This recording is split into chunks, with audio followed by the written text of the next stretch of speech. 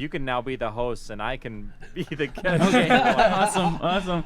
You guys, if I can switch position, can I move you? Yeah, Oh, I can. Hey. Nice. Yes. Gotta get that.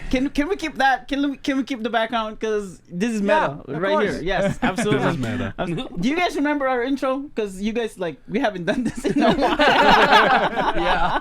Welcome and thank you for coming back to this breathtaking, more adjective podcast of a podcast. My name is AJ. Ace. Waka. Welcome. This is a very special podcast. Like or a vodcast. Ace and Waka and I, especially with Ace, we've never thought this day will ever happen. Right. Right.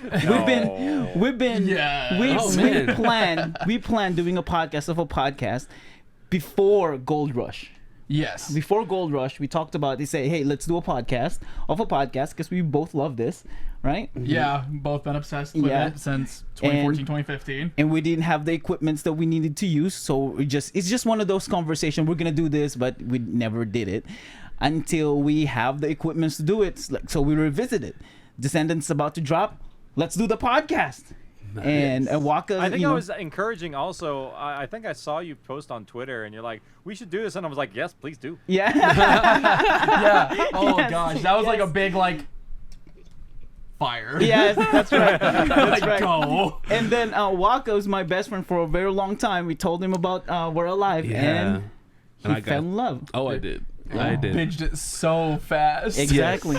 Yes. So we're gonna do this podcast. We're gonna sit on the couch, like couch guys, and we're gonna do a podcast. But this day happened. We have our very own KC Wayland. This is for real. Oh, man. KC Wayland doing this podcast with us. Yeah, man.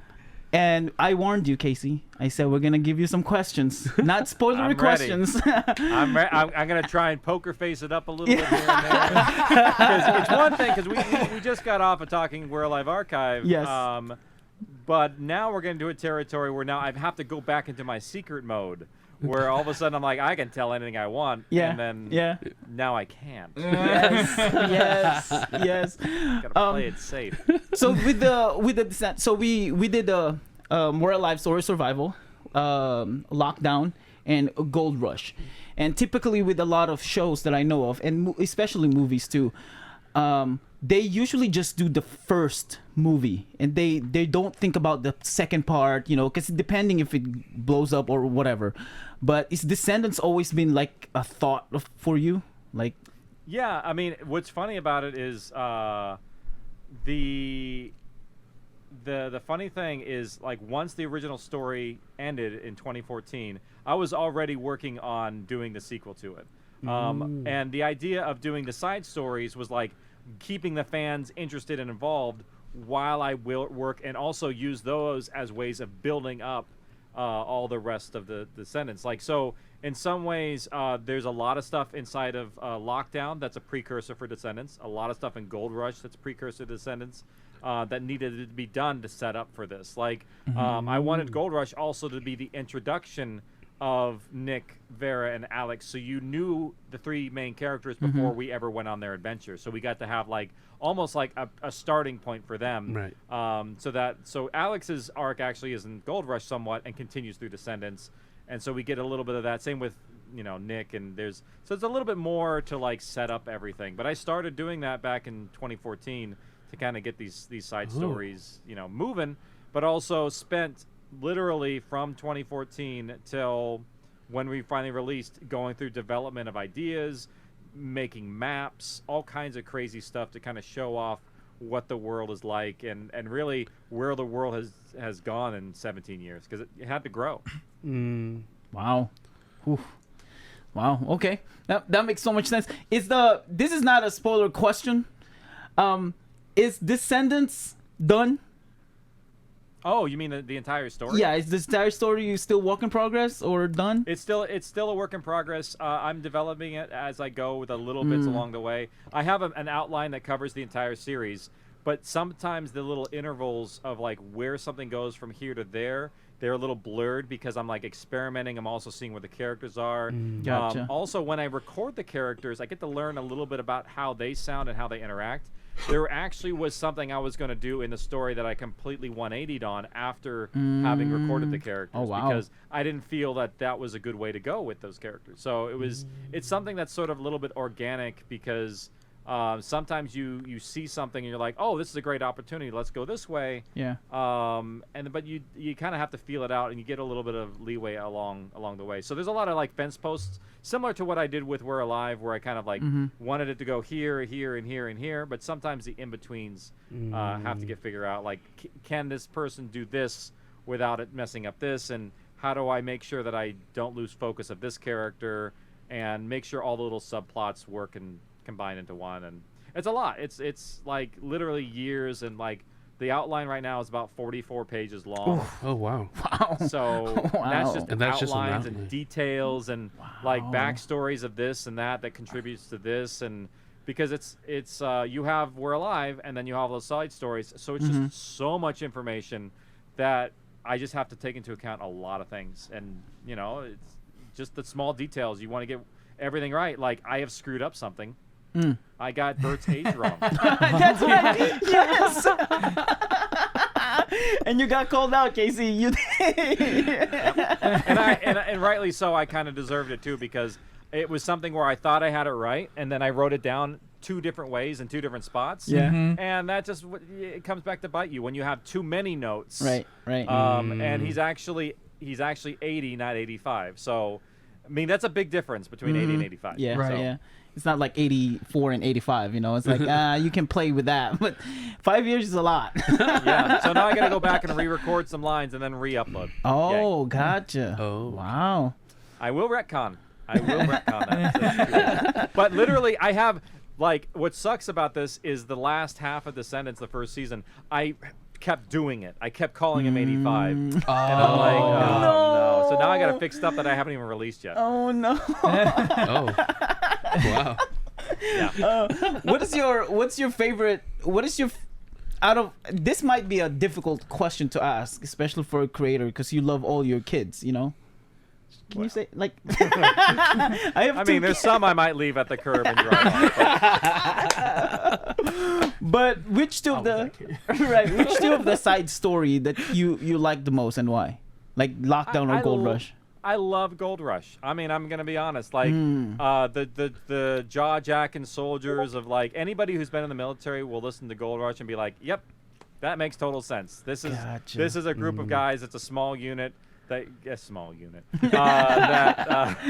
they would make jokes like that, and they would very much have fun in the situations, and I really love the idea of, like, the value of people and having, like, a moralistic tale of, like, under the surface of Gold Rush is, like, with the value of a person. It's like calls back to Michael of, like, how can you assign the value to somebody, and, like, literally that person, like, saves their asses later on. So it's all about, like, what do you hold dear in your world, and why? And it was a really fun way to play with that, where it's not about the gold. The Gold Rush is a mental state that they got in obsessing with the wrong things in the world, and something that we can use as an example to better ourselves if we actually focus on the right things.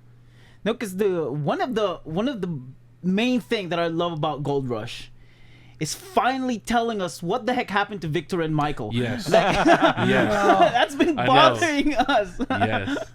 So, you mentioning, like, what happened to them, it's like, oh, finally we have an idea.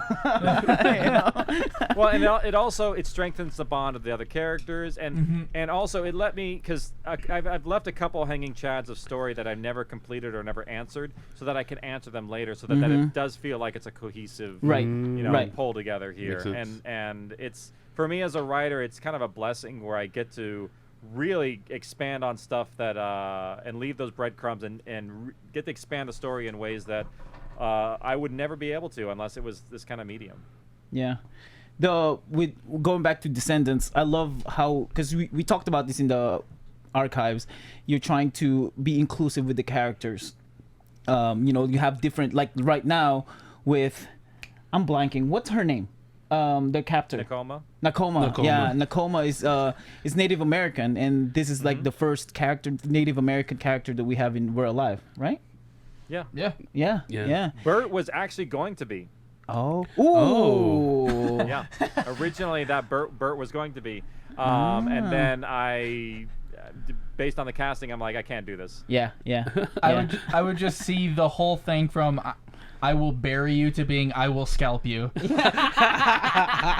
I will show you my ancestors. It's like, sensitivity on that one would have had a major issue. I know.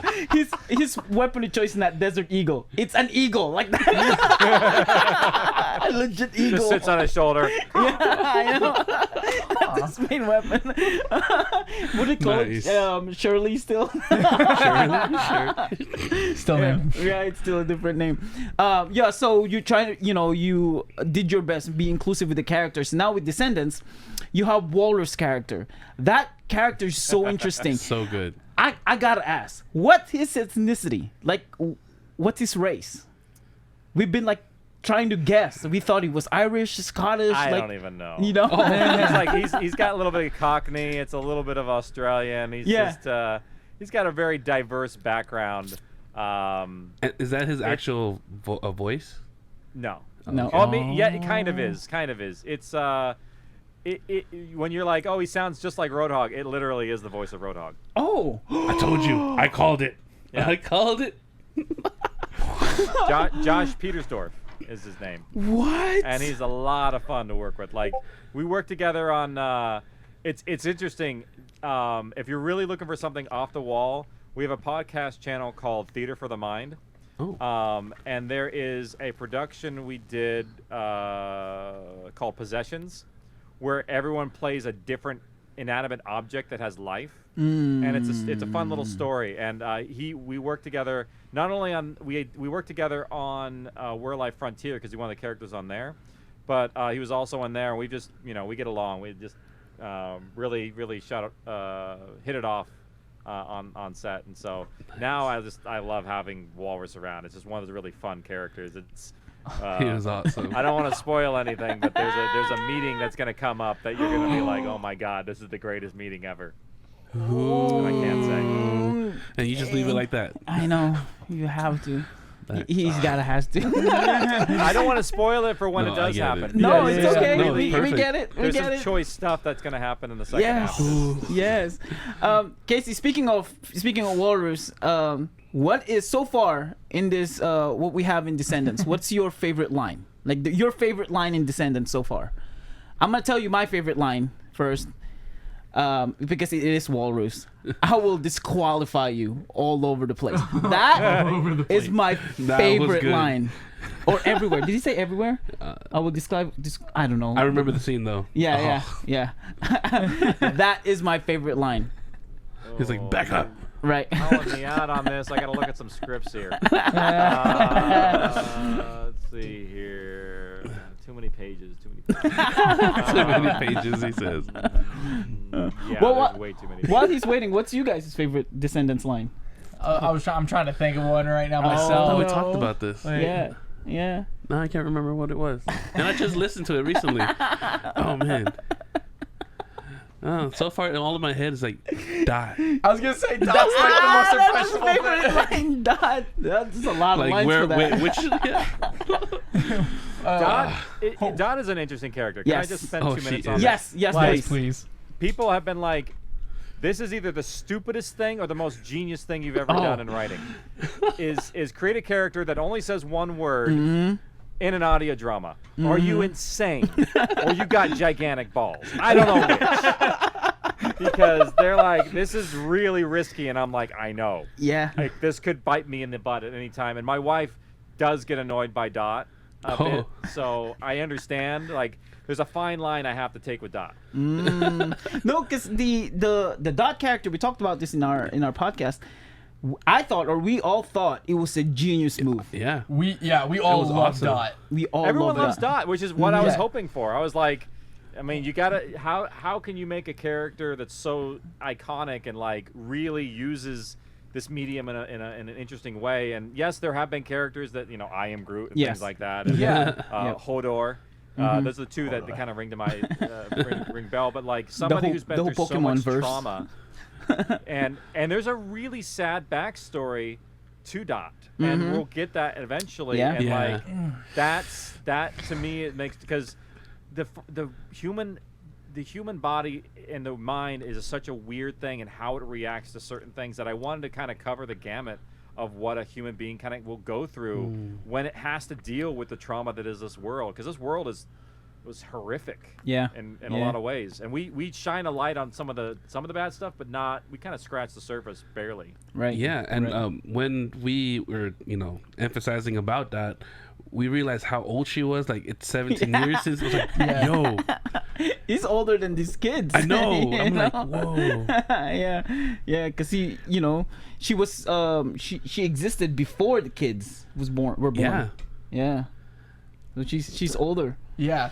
And the story of a little bit of glimpse of background with Dot, and we talked about this in the pod. I said now it makes sense why Kemet is so adamant, saying we do not experiment in the base, because happened literally to Dot. they had something go wrong somewhere else. Yeah. Yeah. And it set precedent for that, and that is the City of Lost Souls. Yeah, and that's the thing that excited me so much about Dot, is the fact that, like, the moment that they mentioned that, it's like, oh my gosh, like, oh, something's gonna happen, like something big is about to happen with this, like, like, that's not just something that you're like, oh yeah, by the way. Yeah, the way you created Dot's character is not just, it's like so many layers into it.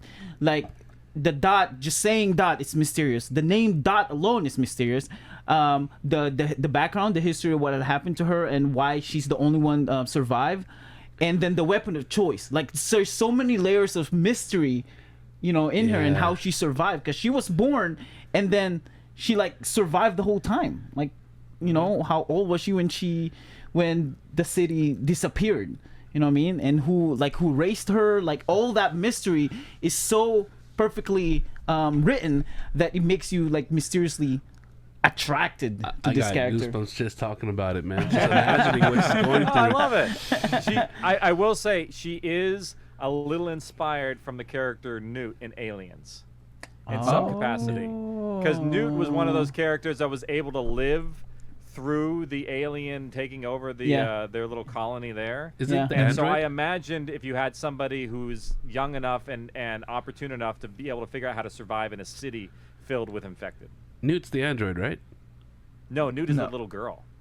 Oh, okay. Yeah. Yeah. I'm terrible with names. No, it makes sense. That's okay. The Descendants. Oh, I guess We're Alive in general. So we know that you are the writer and the creator, but do you have like people like Mrs. Wayland, right, Waka? Okay. Does Mrs. Wayland or other people like collectively try to help you create some stories and things like that? Yeah, matter of fact, literally last Saturday and Friday and Saturday, I got together my crew to do a writer's retreat, which is basically me just like talking through the entire series of Descendants, saying, okay, here are my problems, A, B, C, D, and E. I need to figure out solutions to these, giving them like, here's 90%, I need to figure out this rest of 10%, because I have some problems. Let's talk through this, and this. Can I do this? Will this work? And the reason why I love doing stuff like that, and also my wife is a good balance in this, is because it balances out some of the ideas, and like it gives you a check of like, does this work? Because sometimes some stuff doesn't work, and it's nice to have that like, no, this is too far. Change this moment here to be something else. Like, this is too silly. This won't work. Or Gotcha. I've done less and less of those things as the series has gone on, but it is really nice to have that help, to where it's like it's not just in my own head. I'm able to talk it out loud, and also by telling them and then them giving a response, then I can sometimes find a solution by myself. So it's kind of like my process is saying it out loud helps me figure out stuff. Gotcha. Wow. Because there's a lot that goes on. Like season 2 is, you're building on top of this pyramid, and you got to make sure that it works. Right. Yeah. Was Vegas always been a thought for you to do Descendants, like the setting? Yes. And then I downplayed it after I saw Army of the Dead. Oh yeah, because with Batista, right? They were like, oh yeah, we're gonna do this, and I was like, really? Oh. You're gonna go into a city and get money. Yeah. Like that's one of those things that always drove me nuts. But like gold is very different than cash money. Cash money is based paper currency is based on a civilization. Mm-hmm. It doesn't work in any of these other factors of like. That's why there's a I think Romero did Land of the Dead, where like they're like exiting the building and the whole society's collapsing and they're like taking paper money, and I'm like, what's the point of this? But gold is one of those things that literally has lasted through every single civilization, held a value. Not only that, it's a precious metal that can be used. It's super conductive. It is something that it's doesn't not tarnish. like diamonds. Diamonds are inflated value. Yeah. Gold is where it's at. And so it's one of those things that just kind of drove me nuts. And I always like, I knew in this world people were exploiting it and taking advantage of it.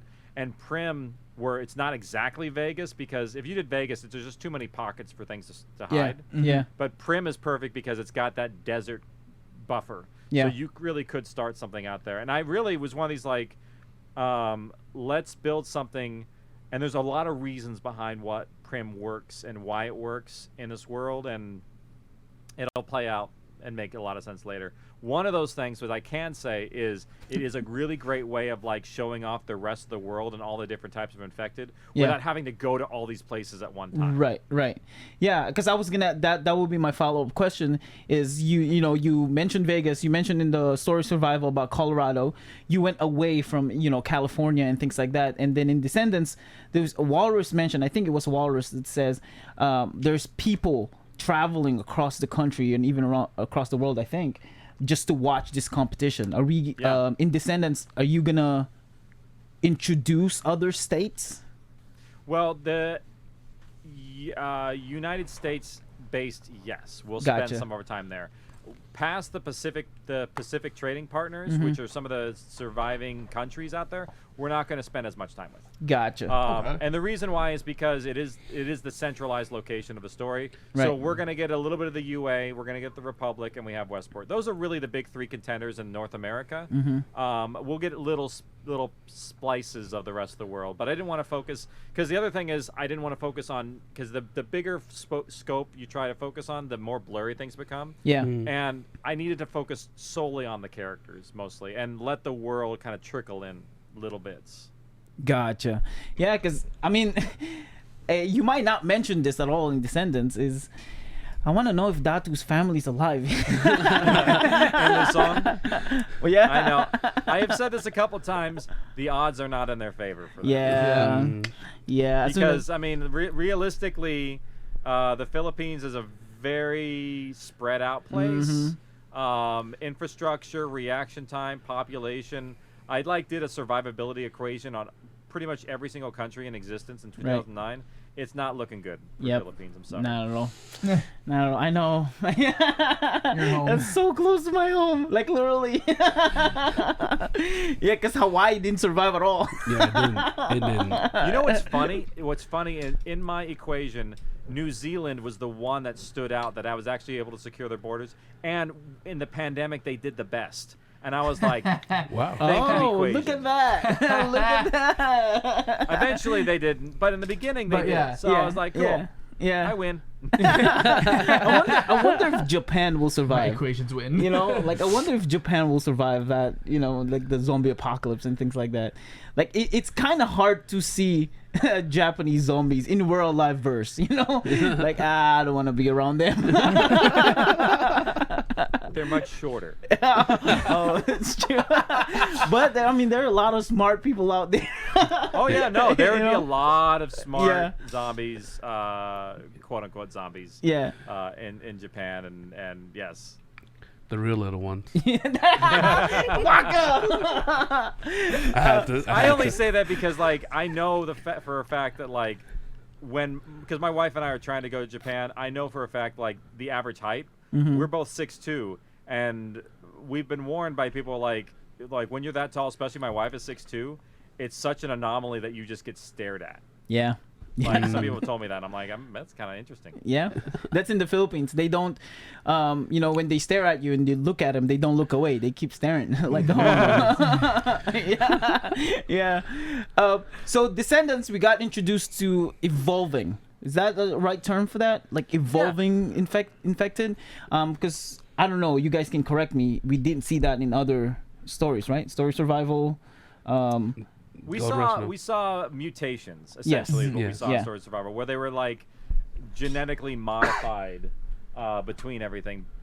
But what we didn't get exactly was multi-generational. Where you take one generation and then they've bred and they've made another generation, and then that generation has bred and then they make another one, and like literally we're almost within the 17 years infected have almost gone like 5 tiers down. It's like we're seeing a genetic evolution very, very, very rapidly through this flexible genome that they have. Yeah. So we get a lot of variations very quickly, and we get to see how strong they actually are in their own, flexibility. When you say they bred, you mean like they have sex? Yes. Oh. I think it was mentioned in Descendants, but I just couldn't. It's either I couldn't believe it or I don't want to picture it too infected. I mean, they're very. I mean, we were talking earlier about like they eat, they breathe, they poop, they breed. Like, wow. Yeah. Okay, I don't want to put this in you guys' head. Just imagine. I don't want you to either. Don't. What's the position? Like, what is the main position for this infected to? Like, this is our go-to. We want this kind of evolution. This is gonna be our go-to position for. Well, even as a writer, I haven't gone to that extent of having to explain things. But I'm sure if you want to watch some nature documentaries, there are those out there that I'm sure mimic all kinds of varieties. Nice. Yes. And then when they hit the orgasm, like, what is the noise they make? Why? I'm sorry. I was like, I mean, they're already pretty close with the. Holy smokes! Are you always been a big zombie movie fan? Not exactly, no. I mean, I have enjoyed them. I saw when I first approached this medium, I always had like problems when you watch a film and like, this is one of the reasons why I love critiquing films is like I always have these issues of like, I don't like how they did this and this, and I didn't like how they did this, and this is a far stretch, and I always felt like there wasn't a really good zombie survival show that like progressively did that. And actually that was one of the reasons I did We're Alive. I was like, oh cool, this can be a TV show, and then Walking Dead came out, and then that disappeared. Yeah. Because Walking Dead basically did a lot of things that I want to do. We're a different story, but some people are like, oh, that's another zombie show, without seeing how we are different. Yeah. And I saw so many opportunities with this that could be done differently, and was a great avenue to do some interesting storytelling stuff that hadn't been done before. Yeah. And weirdly enough, like there's been a lot of I've like watched some stuff, and I'm like, not that they copy it, but they like take some of the principles that we've done and established almost first and built on of them. Like, for instance, the head zombie being somebody like Ink, that wearing the suit and the tattoos, and really like having a person in charge of and organizing infected. That's where intelligence becomes the biggest weapon. And then I've seen it happen in a lot of other iterations of things afterwards. Matter of fact, even with some zombie stuff, where all of a sudden they're like, oh, we're going to do this, and watch, they'll even have some of this evolution mutation stuff. It happens in a lot of things like this, but where we create ours, I hope we are unique. It is very unique, for sure. Very much. Like we've never seen the especially like the origin, because like a typical zombie trope is what, chemically, like a Resident Evil kind of thing. Like if someone created a virus and then it got spread out. But the We're Alive on the ground with the smoke, and which by the way still hasn't been answered. Hopefully it's gonna be in Descendants. Oh, you mean like where the gas originally comes from? It's almost like the chicken or the egg thing, right? Right, Yeah. Exactly. And is it related to the Descendants? Like, you know? That's been a big question of ours. Like, were these infected around like 100 of years ago, thousands of years ago, and then they just died in some pocket somewhere when they were in tunnels, and then now those are seeping out. It's like, what? Yeah. And it's like We will get to explore that finally. Oh, yes. But it took yes. years. It took years, because that's the thing about We're Alive is I couldn't get into the origin of that because there just wasn't enough time for them to find the answer. Now that I've gone to this extent, I have 17 years to play with, and I can let something take a while to bubble to the surface, so to speak. Full pun intended. Hey, there's a question from a YouTuber. I'm gonna throw it up. Hey, why not? Yes. Dylan says, so with Prim, did the boar and the other building, did the others build infected fighting areas, or were they our existing structures? They built all of them. So they essentially built this place from the ground up. There were existing structures, like if you go to Prim, there actually is a Buffalo Bills. That was a casino. Yes. Yeah, yes. I saw that one. We saw that. So there are existing. So they built around the hotels, but in terms of the arenas, they built all of them. They actually started with one, and then as they made more money and were able to capture more, essentially slave labor, they then made more and more arenas with as successful as they were over 17 years. It really so they started with one stadium. It really seems like they did what the Maulers were trying to do in Story of Survival. They did that, but on like a perfected scale for themselves. Like, and then they're making what do they have? Like, what kind of money do they have? Because it's not dollars, doesn't exist, right? They call it credits. There is like 5 different currencies, and they all have a different exchange rate. So there's gold. Gold is still one of the gold standards that they have. They have Westport. I mean, I'm probably gonna get some of the words here wrong just because I don't have notes in front of me. But they have Westport money. They have Republic money. They have UA money. So they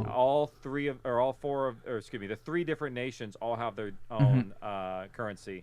But gold is still a standard that everything kind of. The board emphasized that when Nakoma. Like what currency do you want? Where are you going from here? Yeah. Essentially, she has like the Doc Brown chest where you open up like, what decade are you in? Which one do you want? Yeah. Yeah, I thought that was super fascinating, like having them pay her in all the different sorts, because it shows the both like unity and division of the 3 different like primaries, because they're united enough to where it's like, well, you can spend these all in one place per se, but you gotta exchange them. But then they're separated enough to be like, this is US dollars, this is Canadian dollars, this is this is the Mexican currency, like, and it just goes through. It's like you can use them everywhere, but you have to go through the channel to use them. Right. And then and technically Prim has its own currency too, but it's in the form of chips. Because you basically turn in money into chips, so the house has its own currency. Because otherwise, how are you going to deal with all that and the gambling tables? Oh, gotcha. You have to have some unified form of betting. Otherwise, it gets chaos. There's a whole infrastructure with economy and stuff like this that had to be kind of figured out ahead of time. That's cool, because that also means it capitalizes on where Prim is. It's like, well, we've already got what was the primary currency of Vegas, really. Like, everyone's using chips, and when they're done with their currency of Vegas, they cash out and they go to the rest of the world. Exactly. Right. It's just like going to Europe. Back in the day before the euro, is every country had their own exchange rate, and in some ways they still do. With you go to England, they have the pound, and against the euro, and right. Who's going to take what? I assume they don't have internet, right? Like, internet doesn't exist? I mean, at Prim? Or in general, like in UA or in We're Alive verse? Intranet. Not Intranet. Intranet is what they do have. Intranet is basically a uniformed in-house network. So they do have it. But the servers have to be... If you're in Westport, they have Westport servers. They have email. They have text messages. They have POP IMAP servers. A lot of the technology that they had, they've been able to have again. It's just housed internally. So is there a network that goes between Westport and the Republic? No, because they wouldn't trust each other with their network. So it's like the early stages of internet, because that's what internet initially was, if I'm not mistaken. It was made to be like, this closed off like we land. can send stuff to you, you can Yeah. send stuff to us because it was used for colleges or something Yeah. like that. Yeah, it was Yeah. interdepartmental communications and like, oh, you're part of our network, and literally Yeah. the network was like a gateway portal between all these places. And in some Gotcha. ways, you kind of do have that with like VPNs and things. Mm-hmm. But in this world, literally, it's like you have to be connected to those servers to make it work. Yeah, well, the reason why I mentioned that because it's like it's kind of hard to update people. How much is the cost of Westport money compared to like updating the currency value? You gotta show up. Right? Like someone No, was, like they have like exchange rate boards where Yeah, like they yeah. value what is going on in that country is how much their currency is worth in the exchange rate of what's going on. Like I guarantee you, if things start to go bad in any one of these places, their currency will decrease in value in the other places, just like it would in real life. Yeah. right. Yeah, let's. I don't know if you guys have any more questions, but I want to dive into characters. Oh, yeah, let's go. talk, yeah, let's talk Yes. about characters. One main concern that I have when it comes to Descendants is the CJ's kid. Vera. Vera. Yeah, Vera. My issue with Vera is, especially in the Vera and I almost said so. The Vera and Nick kind of romantic Relationship. relationship. It's I have a hard time reading Vera's emotion there. Like the first time I listened to it, it's the character, either the character or the actor who's playing Vera. I don't know if that's what you're intentionally trying to make it. She's not giving me like I'm interested to Nick. It's like kind of like She plays it very close to the chest. Yeah. Her conversation with Riley is probably the biggest indicator of that in the very beginning at the ceremony of like how she feels. Like Nick just doesn't get how she feels, and also part of the reason is because they've grown up together. Like it's one of these things where they don't really see, because they're so close. He can't see her for anything else at this point in time, even though she may, and also she is very much in her own head, not very good with her heart, very similar to like her mother was. It's kind of genetic. yeah. They have the same type. It's genetic. Their same type is Tink. Right. Is Nick also oblivious, just like Soul to CJ? Nick is pretty oblivious too. Yes. Yeah. Nick sees what's in front of him. He sees the relationship that he's in, and that's all he can see. That's what's going on with Lisa. Yeah. So it's hard for him to see anything otherwise outside of that. So he's also these kids are a little screwed up developmentally. They're not fully developed. No. They're like they're how they've grown up, like especially Nick and all the things he's been through. We're gonna know all the things he's been through eventually, but it's just barely the tip of the iceberg of what he's had to go through at this point and where he's come. We get a lot of hints in that in the very first episode, but it won't come more full circle until later on because he hides a lot of it. It's not something he's going to bring up and talk about until he feels that he's able to talk about it, which I don't think there's anybody currently he would feel good about. Yeah. So you said that Mrs. Wayland is annoyed with Dot. Like, Yes. is she more annoyed with Dot than Nick? Because I've been hearing a lot of people that they do not like Nick's character. That, honestly, is playing into the hand that I'm dealing. I mean, because no one is supposed to think that Nick is amazing here. If they all thought he was amazing at day one, there'd be no growth for the character at all. Right. No, that's good. I Look at mean, he's gotta have some room to grow, and Gold Rush is the biggest indicator of that. He's a dick. Yes. He's spoiled. He screws up the mission. Alex is very right because because of your own stupid nature, I get recycled and have to I don't have the privileges that you do because in Nick's world, Nick is spoiled as shit and doesn't have any parents. Alex has had to fight for everything, doesn't have any parents, and that's the difference between the two. Yeah. Where Alex has a little bit more humility and a little bit more growing up, and Gold Rush he does it a lot. Right. To where he kind of gets an understanding and through Puck, and Puck sort of becomes that sort of father figure in some ways because of his loyalty to his previous soldiers. And yeah, it's Nick hasn't really had that because it's hard to kick that guy, kick his butt because of, his father is essentially like a god in their world, almost worshipped by people. Yeah. Well, his parents in general, Lizzie and Saul. His dad is the legend that saved everyone. His adopted dad is the mastermind planner of all the military stuff. Right. The story of survival is so popular because literally it was the difference of making, what made the West Coast different. And also, like, stopping Ink was a huge thing because literally Ink took out Boulder. He took out one of the largest and strongest settlements in the western side of little callback to earlier. Yes, let's go. Yeah. Nick, so you mentioned his name, so I gotta ask. Is he ever coming back? Puck? Oh, Puck, for the most part, he's retired. And the reason why I've retired him is a couple reasons. One, literally, the voice of Puck moved away. Oh, he lives gotcha. in Georgia. So getting him involved would be a little bit difficult. Second reason was I needed to give him some space because he was so prominent in Gold Rush that I didn't want to regurgitate. I wanted to kind of change the storyline and focus on somebody else. Let some of the OGs kind of come in a little bit to give us sort of pass the torch a little bit, and then I think the equation of how this is going to work will make total sense as we finish off season 1 and move into season 2, the balance of it all.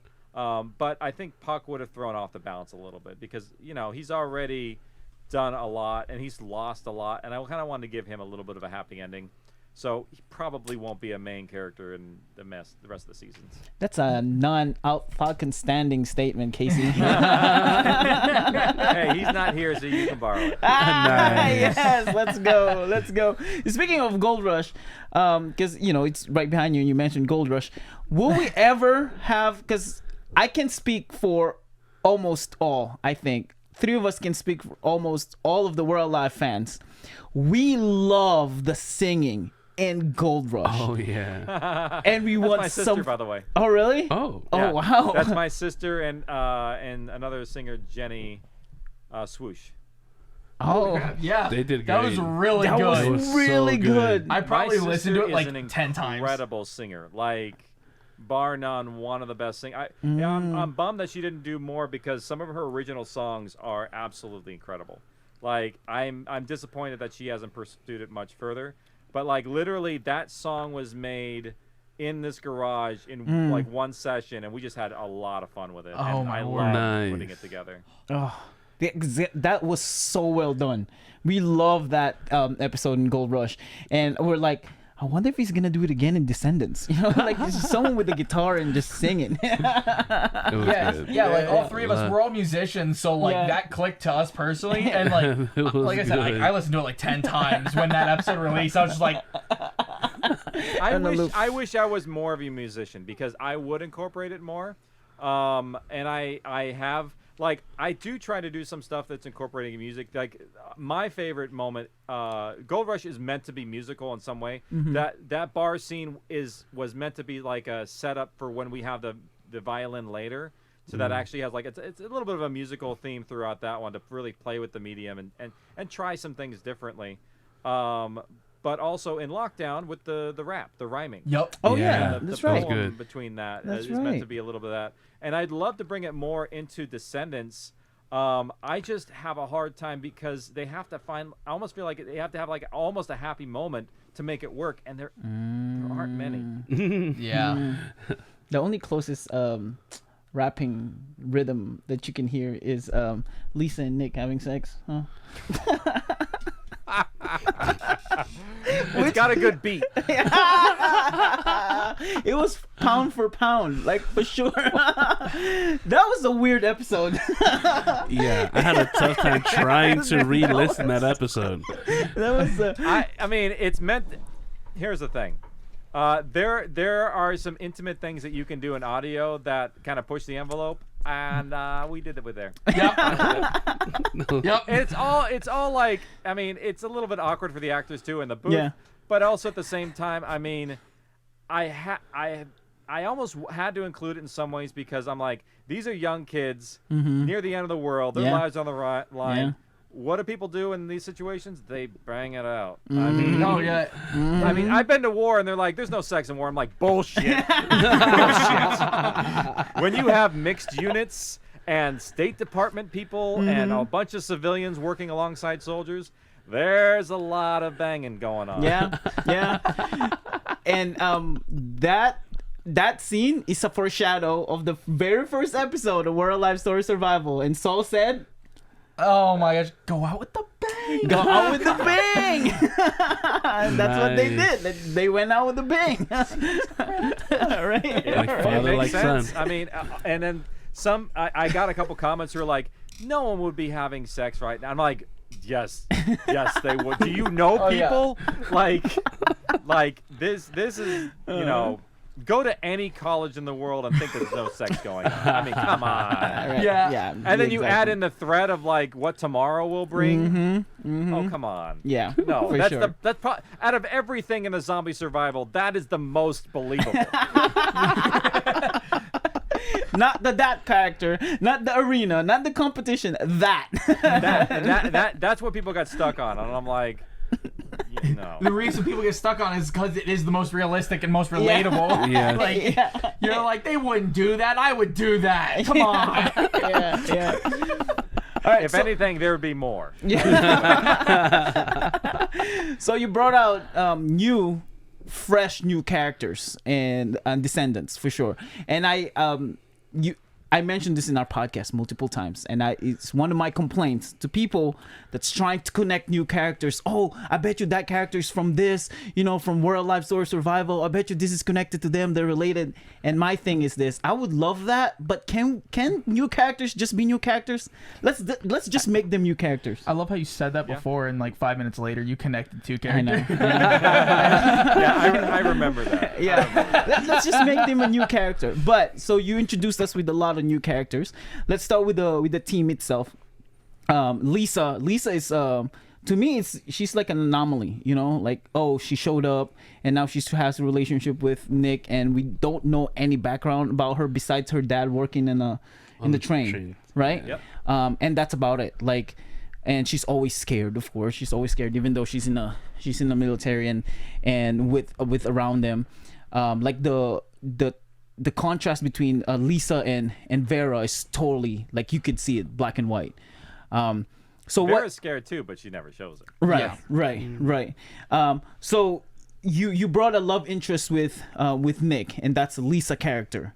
What I guess my question is, who is Lisa?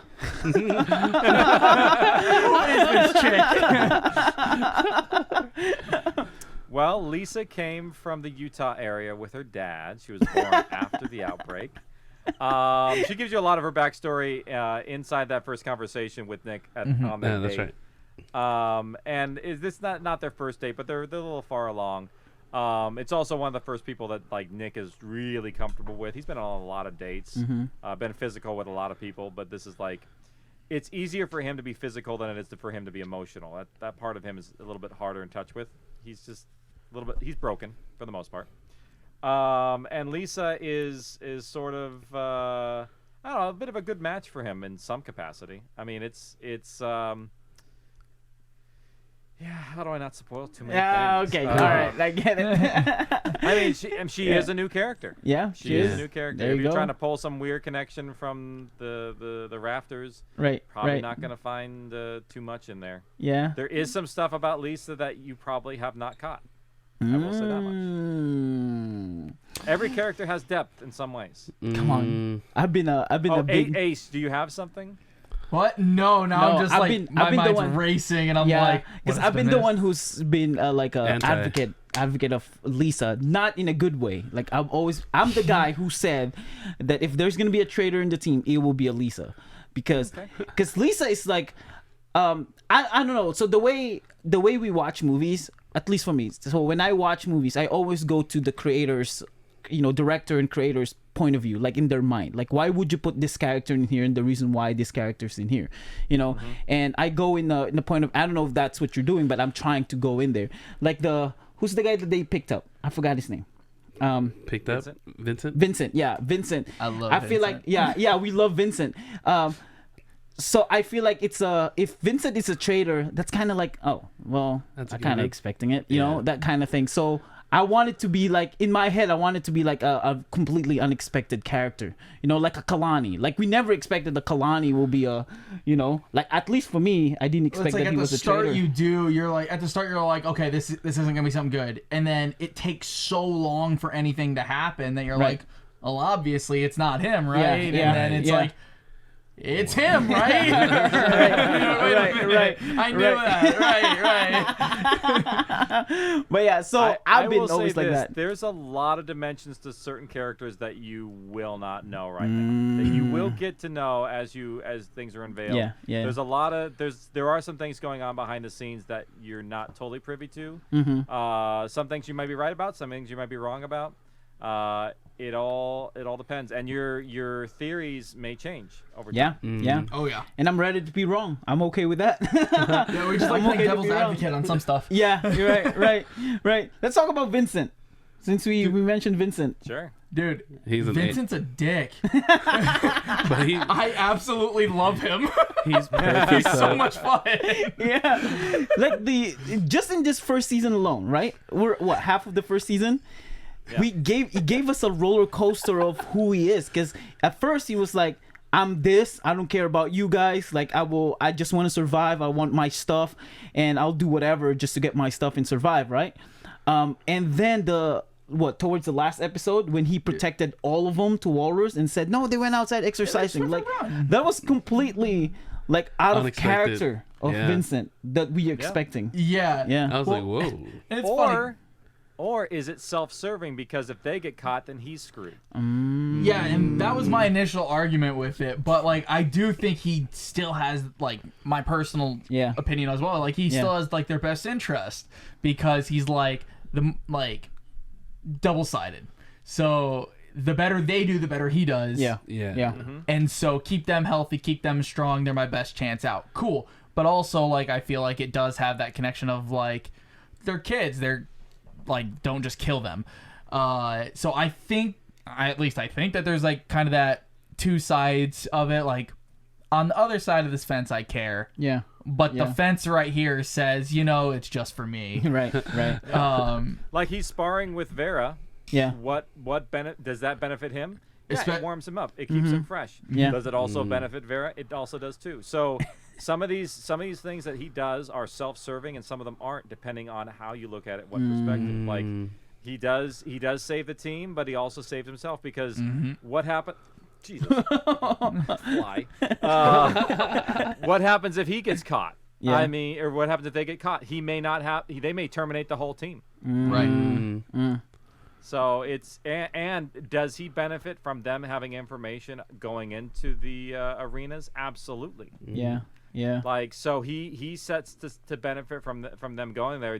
Did he make a mistake by screwing over Alvin a little bit because then Alvin gets in position of power? Yes. Yes. I love that. Don't hate pick on on me the every nerd chance at you work. That's the moral of this story.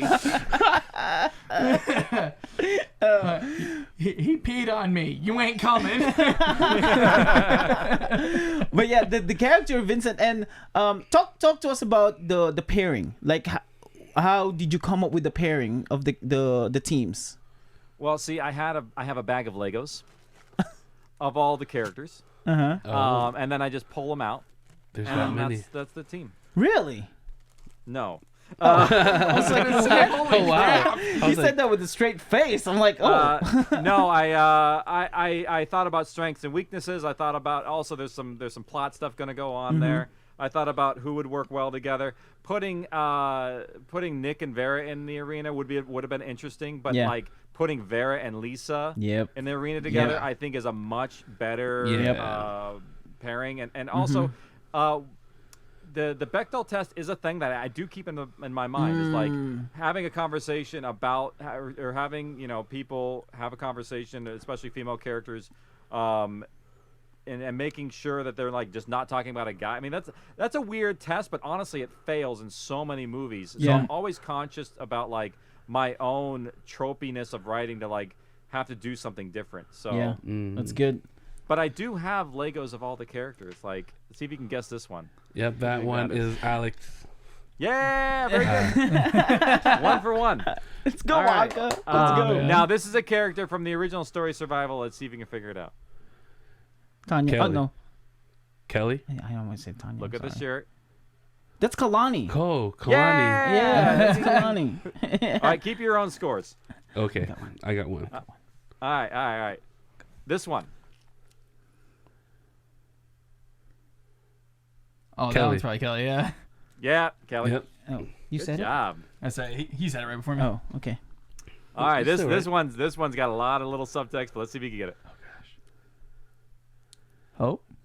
Yeah, very Wow. good. Oh yeah, Wow. her eyes are closed. Yeah, I saw that. Yeah, her eyes are closed. Yeah, That's good. exactly. The eyes go. are closed. Yeah. Did you like? This one's gonna be easy. That's Okay. yeah, Tanya. Tanya. Yeah, that's Tanya. Yep. Tanya for sure. Yeah. Yeah. I saw the syringe. Let's try this one. Is that a gun? That's Bert, right? That's a microphone. Oh, it's a microphone. Microphone. Oh, is it Robin?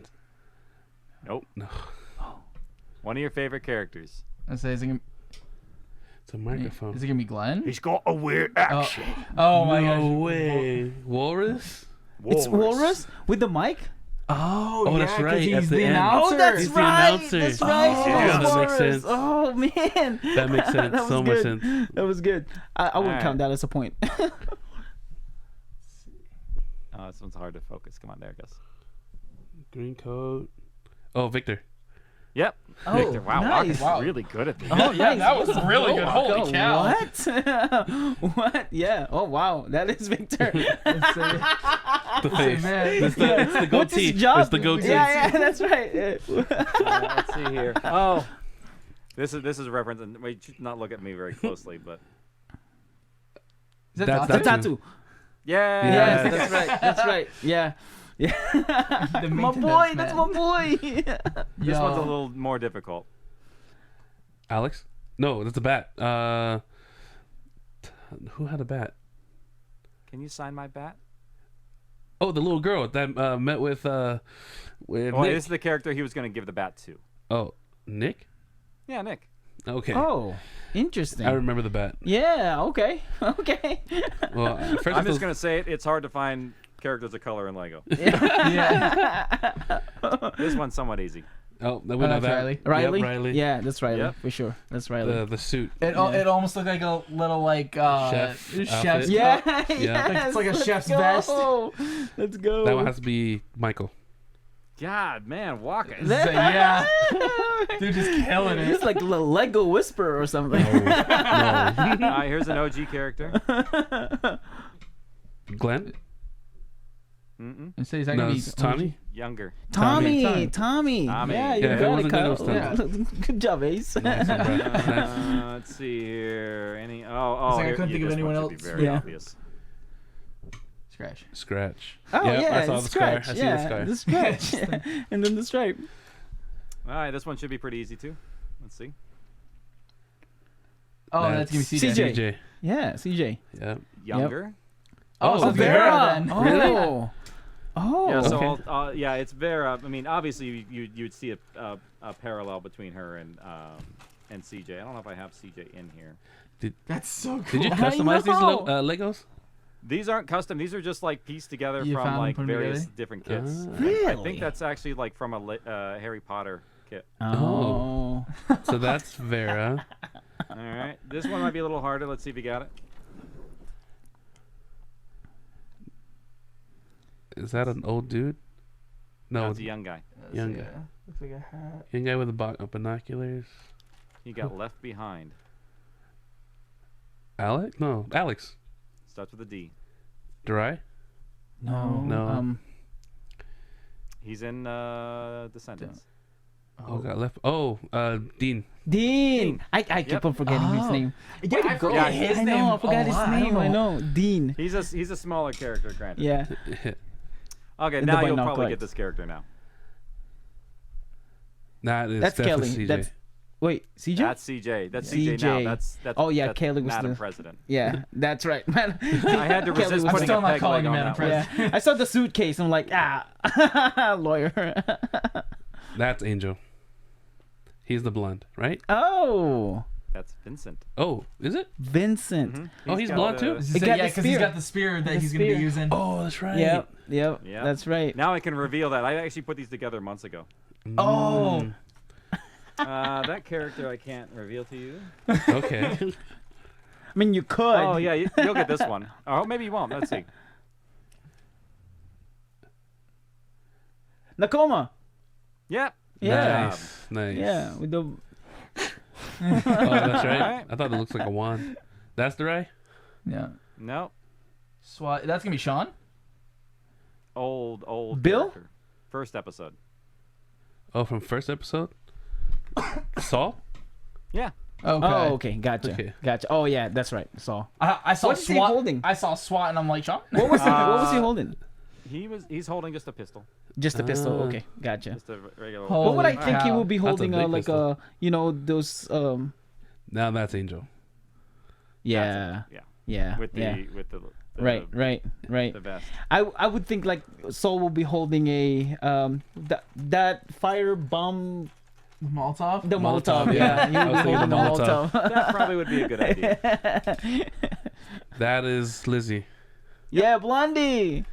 The hair Blondie. is just throwing. Yes, Blondie. Let's see here. This one needs to have this. Did otherwise Mrs. it Wayland won't make approve any that? sense. Lizzie? I believe so. Yeah. I believe Okay. she did. Okay, here you go. Here's one. Oh, no. Pegs. That's so good. That is so good. Flower. That's definitely Peg. Yes. The pot She'll have girl. them I silent love that- weddings. I love Yeah. that they brought that up Parties. in Descendants already. know, right? How Yeah, people will yeah. randomly like prank call her or something like that, Yeah. talking That's about so the flower funny. pot. Bert. Bert. Yes, Bert. that's legend. Bert. Yes. Yes. No? Wait, is That's it? Bert. Oh, it That's is? Bert. Okay, I was Yeah, going yeah. to say, wait a minute. The pistol. Yeah, no, The you got it. wizard. Yeah, because The Glenn wizard. talked about a gun too in that actually in the Yeah, episode he that talks we about the having a Winchester. revolver. Yeah, the Winchester. Okay, this next one has a little bit of a spoiler, but I'm gonna do it anyway. Oh. Now I'm excited. Is that Hope? No. No. Descendants. Who's the leader of the She's in a. She's Oh, in an Boar? arena. Boar? Oh, Oh, Dot. Dot. No, Oh, Oh, Lisa. Lisa. Yeah. Oh, okay. she's purple. What is she holding? Yeah, I figured she'd have funky hair. Ah. Heck yeah. What is she holding? A little fishing rod. Ooh. That's her. Yes. That's the slice Yes. spoiler. Sorry. Yeah. Ooh. Fishing Oh, for this zombies. is fun. Darth Vader. Is that Boar? No, that's good. That's Oh, that's, infected. Cole. Yeah, That's it's Cole. Oh, that's right. That's right. Yeah, I learned his name recently. Yeah, I remember when you posted it in the group chat. I was like, Yeah. oh my yeah, gosh. Yeah, it was cold because he's dark, all like black. darkness. But where's the green eyes? I couldn't find one with Lego. That Uh, Honestly, makes that would be crazy if you could. Right? That would have been dope. So I don't have a good dot yet. I do have one that's a work in progress, but I don't really like it. I guess I'll show it to you. It's just not very good yet. So That's a Dot? Dot. Okay, gotcha. Yeah, I don't like it. Gotcha. It's the dot in What's her progress. weapon of choice? A dagger. Dagger. That's right. It's a dagger. Yeah. That's right. Alex was like, deal. Yeah. And because he was so enthusiastic about it, I know it's going to bite him in the butt. Yes, that's right. That's right. That is Glenn. Yeah. No, No? one of the No? last characters of Descendants. Oh, that's Will. Nope. Really? Oh. Oh, Will's Alvin. Alvin. Yep. Ah. maybe. I would assume Will. Isn't that a radio? There's Will. Oh, gotcha. Oh, okay. yeah. Look at that. Okay. He got some tools. That makes sense. Yes. Yep. Got some tools. New maintenance guy. Yeah. He's the new maintenance guy. Yes. Let's All right, go. so that's been the guessing the Lego. Oh, Yes, Nice. That thanks was for fun. doing that. That That was, was so fun. much fun. Slaughtering I me. know, bro. Come on, let's go. Stop. Well, it's because I just binge-watching it. recently listened to it. So all the characters make sense to me. I want to talk about Nakoma. This Nakoma character, Yes. who's very vicious, and it reminds us a lot of a more what do you say this? A more forgiving, more empathetic Scratch. Like she's vicious like Scratch. Of exactly what she did to her partner. It was crazy. Derringer, right? Yeah. That's his name? Yeah. Hey, low key though, when I first listened to him, I thought Derringer was black. But I saw the voice, and I was like, "Oh shoot!" Oh, the voice actor for Derringer. Yeah. Yeah. So she's very vicious, but she's still empathetic. What is her? Was there a relationship between Nakoma and CJ that we're gonna see eventually? Because the way she treated Vera is very. There's not a pre-existing relationship there. Okay. So nothing before this gets started. It's all a lot of it's happening afterwards. This Nakoma is a more complex character in what she's had to do to get here, and it's going to be thrown in her face a lot to where she's a survivor in this world. Through and through. She's already had to go through the arenas, so she's already had to go through that. Yeah. And now what she has to do in the world is basically to, keep living in it. Because outside of Westport, in these gray areas of the red zone, so to speak, you sometimes have to do questionable things to survive. And that's one of the things where like these kids don't understand is like everything was good on that side of the wall. Yeah. Wait till you're now in the real world. Right. So, Right. Welcome to all the struggles that we have to deal with. Wow. And her weapon of choice, the blow darts. The darts. Yes. Yeah, the darts. That's really unique to her. Yep. I love that so much. Right. Because it goes back into the how like even the infected's bodies work almost the same as, the human body. Yeah. They recover from stuff quicker and heal quicker, as we've seen in like Story of Survival and stuff like that with, them getting taken down through the chloroform and stuff. But like I love it because it's like that's not something that you would naturally just be like, oh yeah, just use a blow dart and poison that's all you need, right? Are we gonna see more of her different kinds of darts? Because she mentioned that she has a lot. Essentially, there's the two different types that she has. One of them will kill you essentially. Yeah. The other one is like a disabling. Yeah. And those are the two major ones that she has. And that's really, if you think about darts, what other ones could there be? I mean, nausea? I would think like she would have a dart to make other people zombie, like zombifying them or infecting them. Yeah, but why would a human want to do that? Because then you're just creating another enemy. You're just creating more problems. Yeah. Rather knock them out and take them. Really, I'm going to waste a dart on you turning you into a zombie, then I'm going to have to take a dart to take you out. Hey, according to our good friend Bert, a friend of my enemy is my... I'm the enemy of my enemy is my friend. My friend, yeah. And how well did that work out for them? No, terribly. It ended the fight. We got But then they're on fire. And else. I didn't say it went well. Yeah. But... we had a latch on the ground because... I saw what you did. Yeah, right.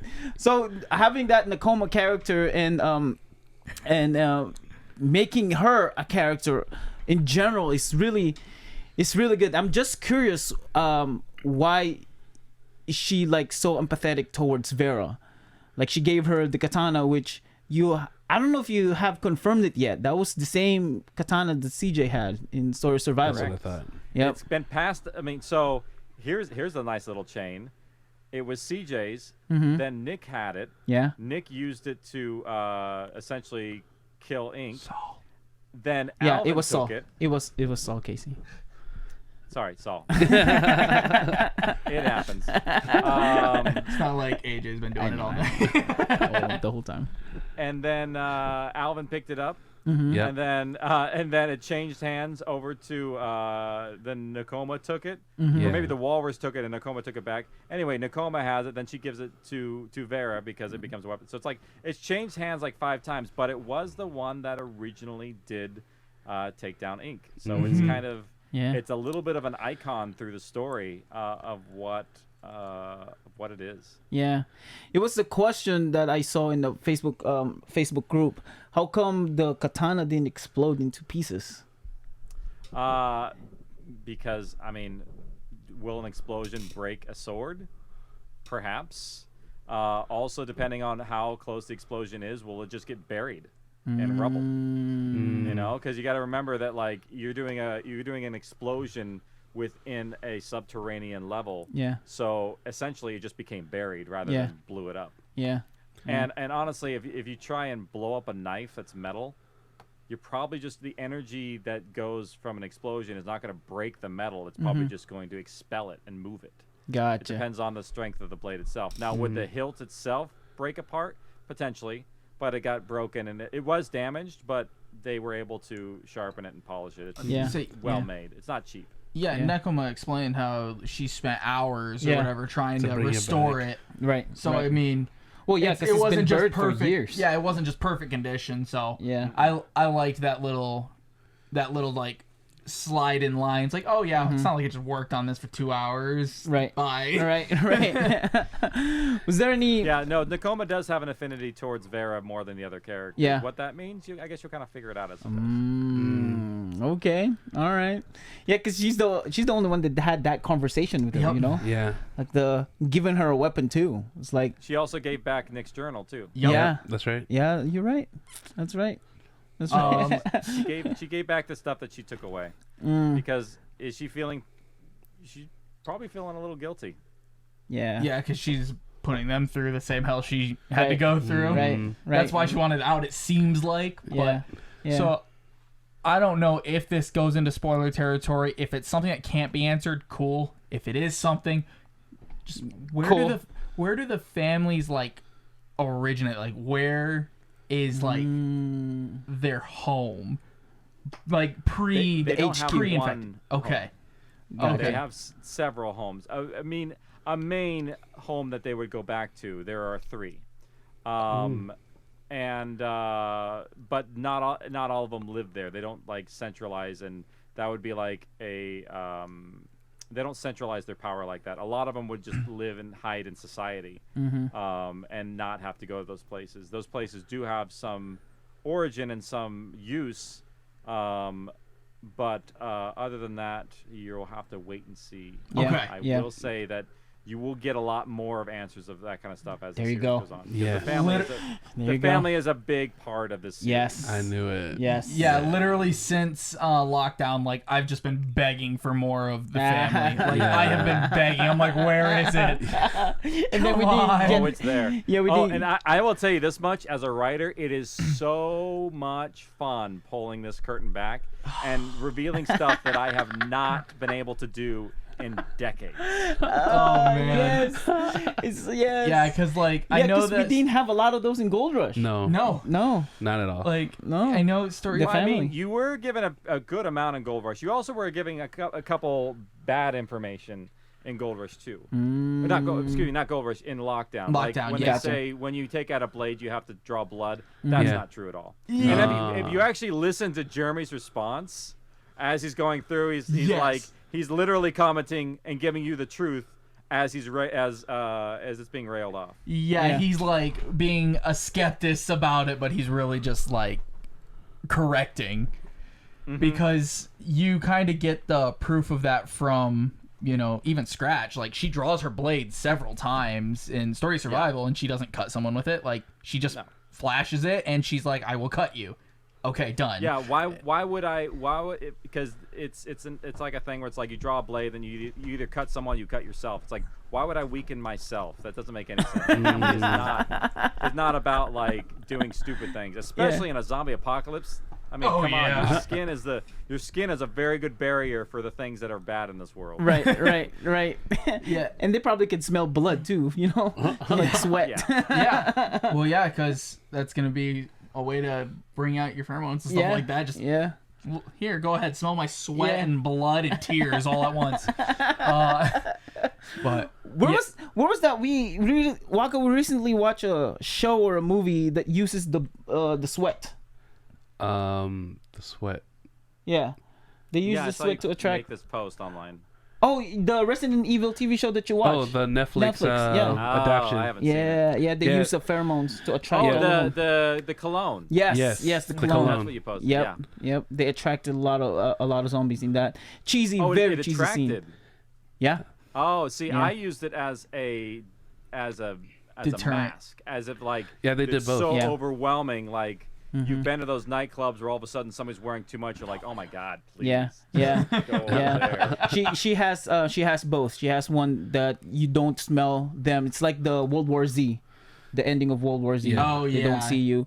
And then she also has. It's basically the same thing because she's about to be killed, and then she smashed it, and all these zombies just start attacking Yeah, them instead out of her. nowhere. Yeah, so it's basically like We're Alive, the ending of what, season 1, season 2?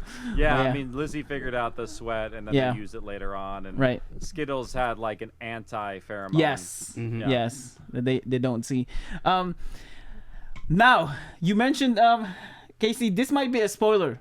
I'm just gonna ask it because I want to see him again. Will we ever see Skittles again?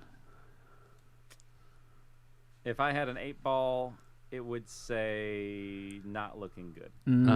Okay. Gotcha. And partly because in my head, I imagined that once Skittles did what he did, he would get the hell out of that area. Yeah, Because yeah. he feared ink so much, and from his encounter, that he'd be like, I got to get as far away from this place as possible because I know even if there's any remnant of him that's still alive, it would come after me for revenge. Gotcha. Yeah, because he's seen me. He wants me dead. He's Like, so petrified. Yeah, he was so I've petrified. played with the fact of like bringing him back, but it just doesn't like. It's one of those things where if I try and do too many things in this, then it's just gonna get overloaded. Yeah, And that's there's already a lot of information, a lot of stuff that I'm doing in it already. I have to. It's a fair balance. Yeah. No, you put us in this first season. You gave us a lot of open doors, like so many unanswered questions that it can help us, but we have to listen to the next ones because let alone, I said this in our podcast, you didn't have to make Michael say angel, but you made him say angel. Like you didn't have to do that. But now If it's you like listen closely, he says, "An angel." an angel. Yo. He Yeah, said, and then Peg says it like he says an angel. The last words. Yeah, Mhm. that's his last words. But ah. is he hallucinating? Is he seeing things? Is he's dying at that moment? Is it a red herring? Yeah. What is it? Yeah. Yep. Yeah. When I re-listened to it in my head, I was like, it has to be someone that's good with a bow and throwing daggers or knives.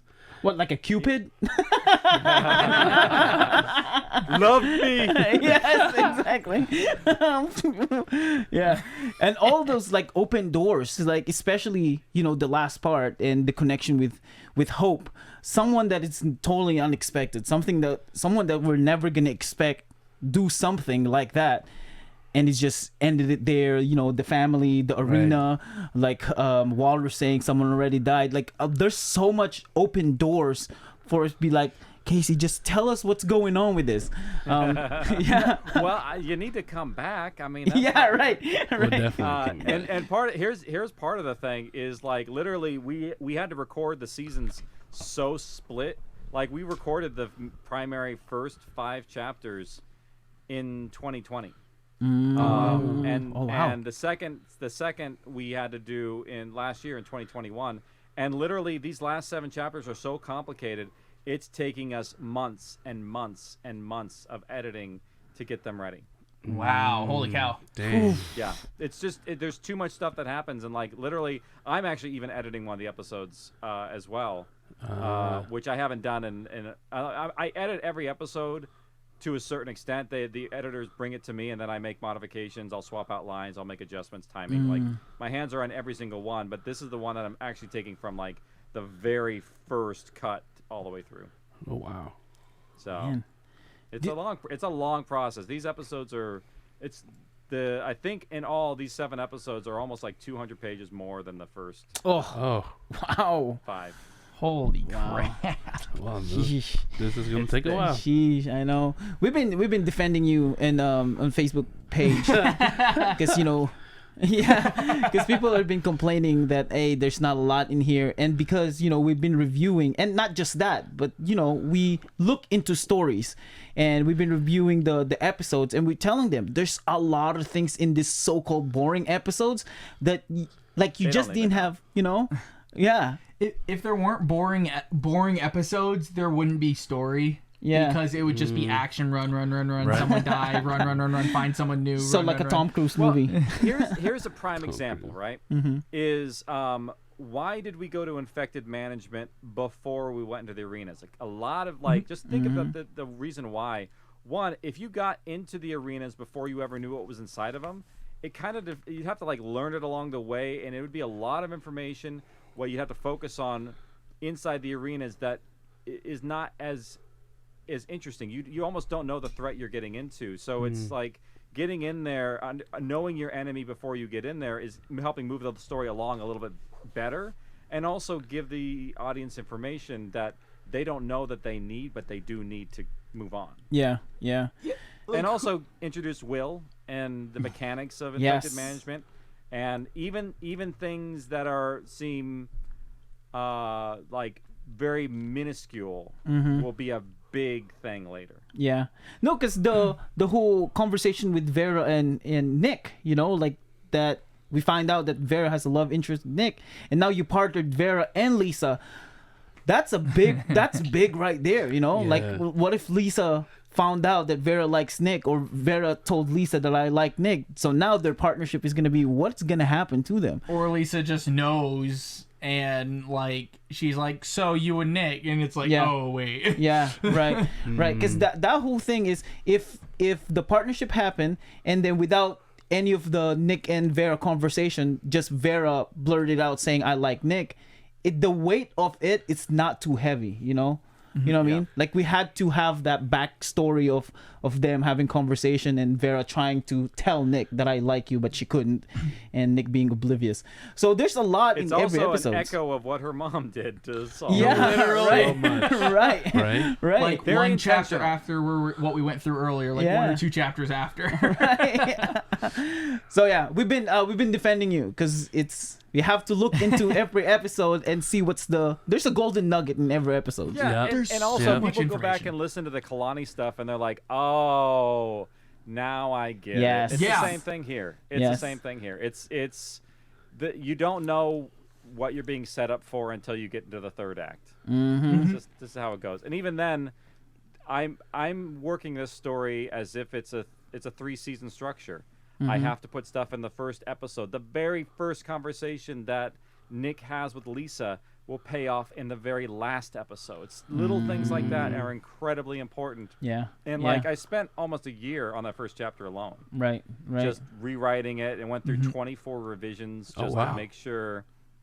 And also that's like the longest episode we've ever had. Yeah. Casey, talk to us about Boar. Like, give us a little bit more. Not a lot. Like the inspiration with Boar. She's and in charge of Prim. Okay.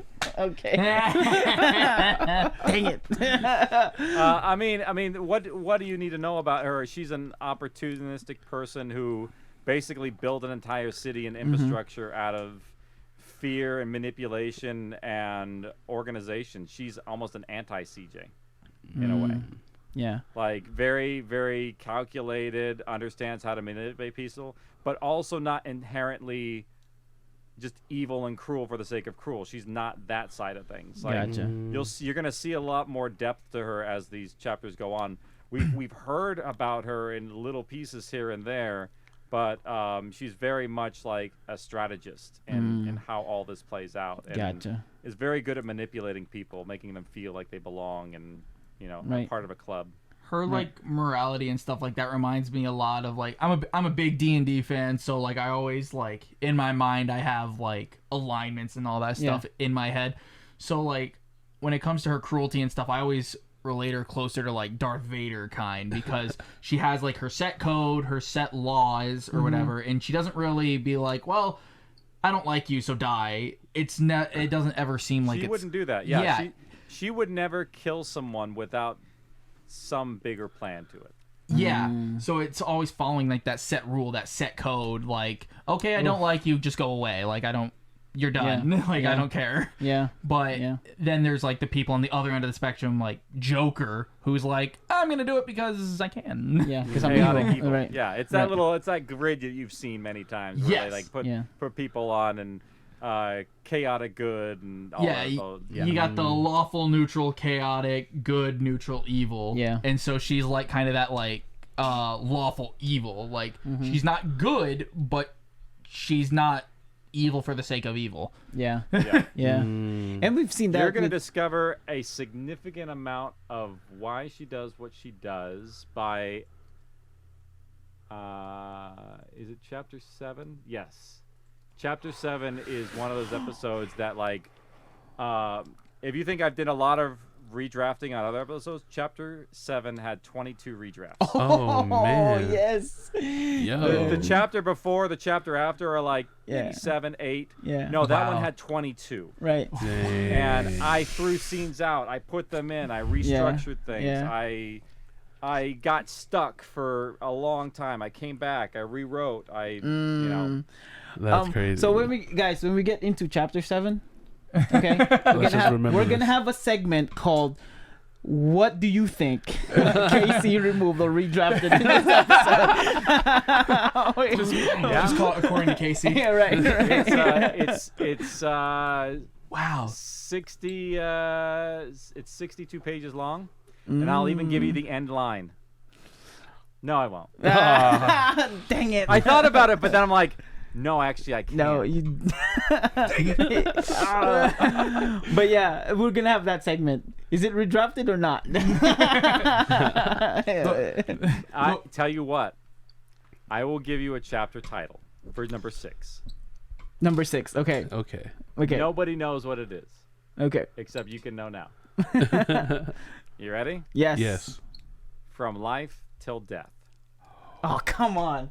I kind of wish I didn't want to know now. Oh, man.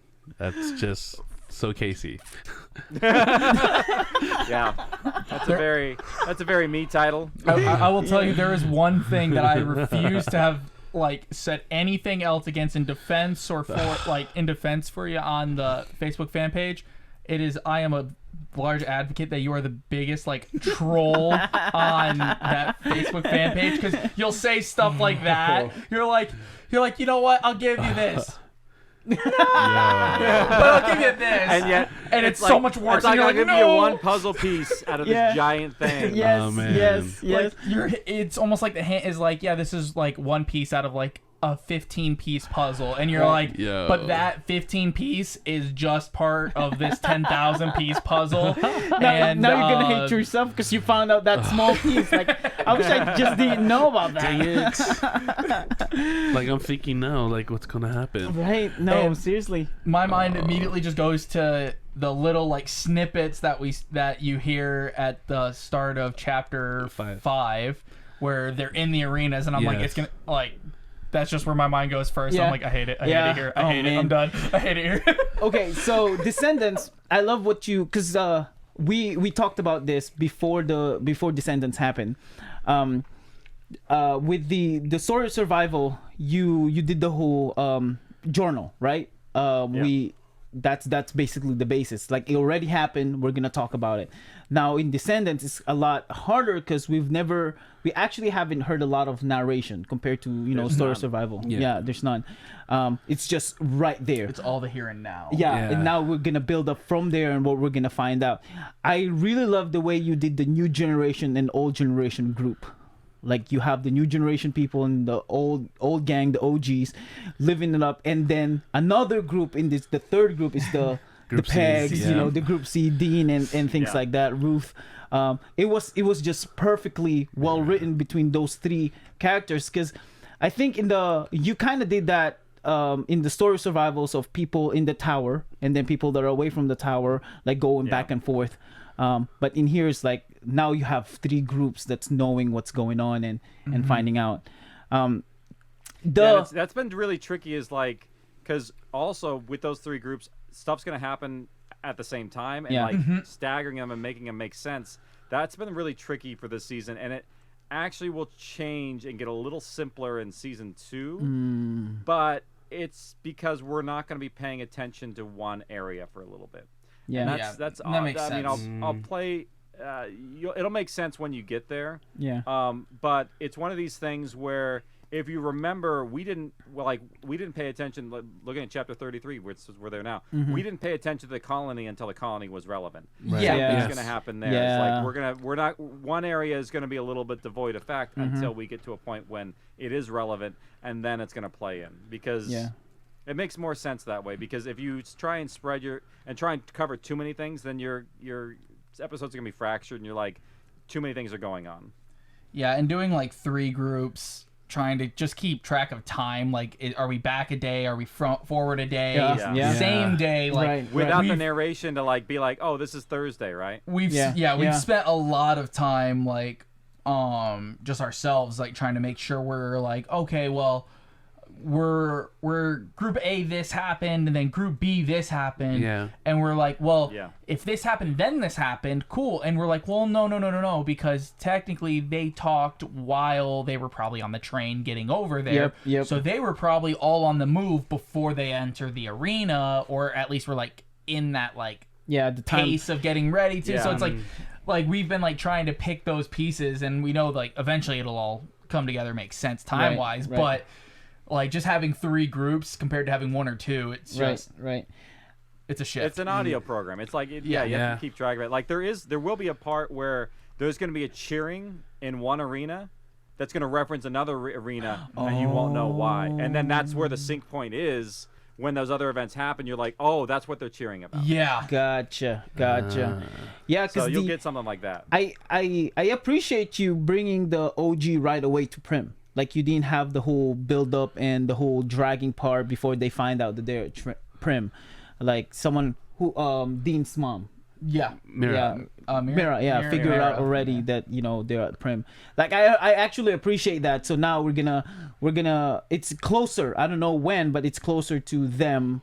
To that collision point. Collision Yeah. point between the two parties. collision point. Right. Yeah, they Right. haven't. Have they? Let me ask you this, because actually I can't remember off the Yep. top of my Yeah. head. Is the OG crew in Prim right now? No. in No. Chapter 5? They're on their way. No, Because they- Mira find out. They, I believe the last time that we saw, like that we heard from them, they were where Cole was. Like they were like in And that they area. left. Okay, cool. Yes, All right, so, that was the last thing. Yep. So they have I got it. Okay.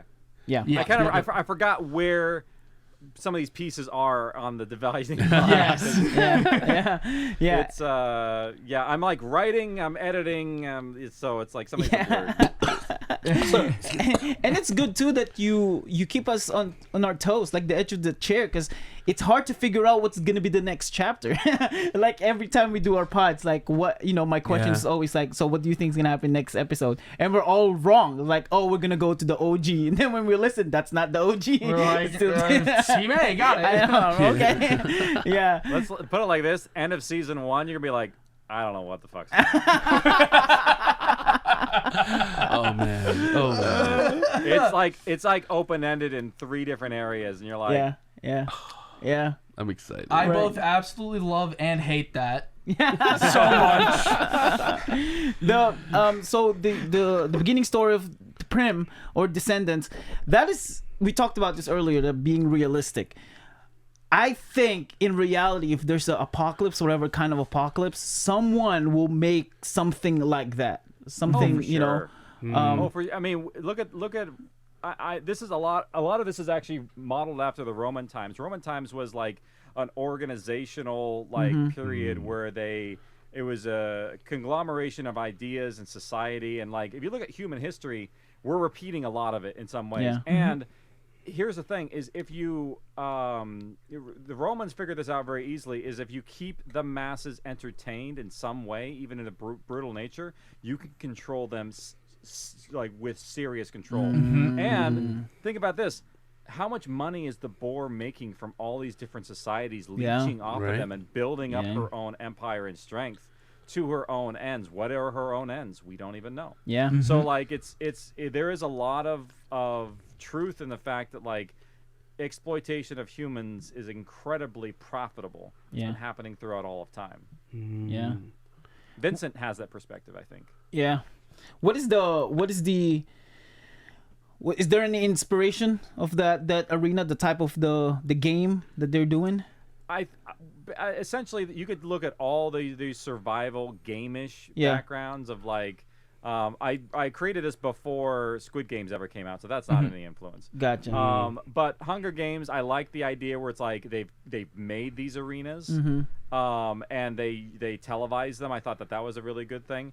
But I also like the idea of it being like sort of like a Jurassic Park, where these are natural habitats, where these things are created and they live, so you can actually study them further.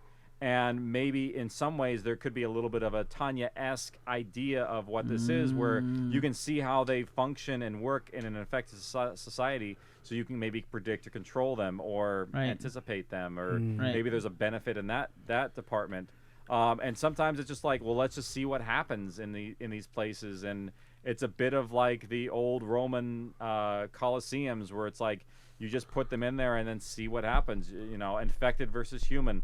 Will they survive? I don't know. And also there's little riddles and clues that they're going to have to figure out inside these places. So it's kind of a bit of a puzzle game-esque to it that I guess actually is a little bit of Squid Games that comes in. But, you know, like I said, Squid Games came after all this. Yeah. Man. Yeah, that's crazy because, like, I mean, you probably saw that he and I were always thinking like it related very closely to like Hunger Games and to like Maze Runner kind of things. My take is different. My take is Hunger Games meets Zootopia. Zootopia. Yes. I like that take on it, where it's like you have the different biomes that you have to keep all these things in. Yeah. I mean, that makes total sense. Another thing that also is sort of a precursor to this is we set up the arenas inside of Gold Rush. That like it's an establishment of like what they do there is what we have done in our own capacity, just in a different sense. So they're already prepared for something like this.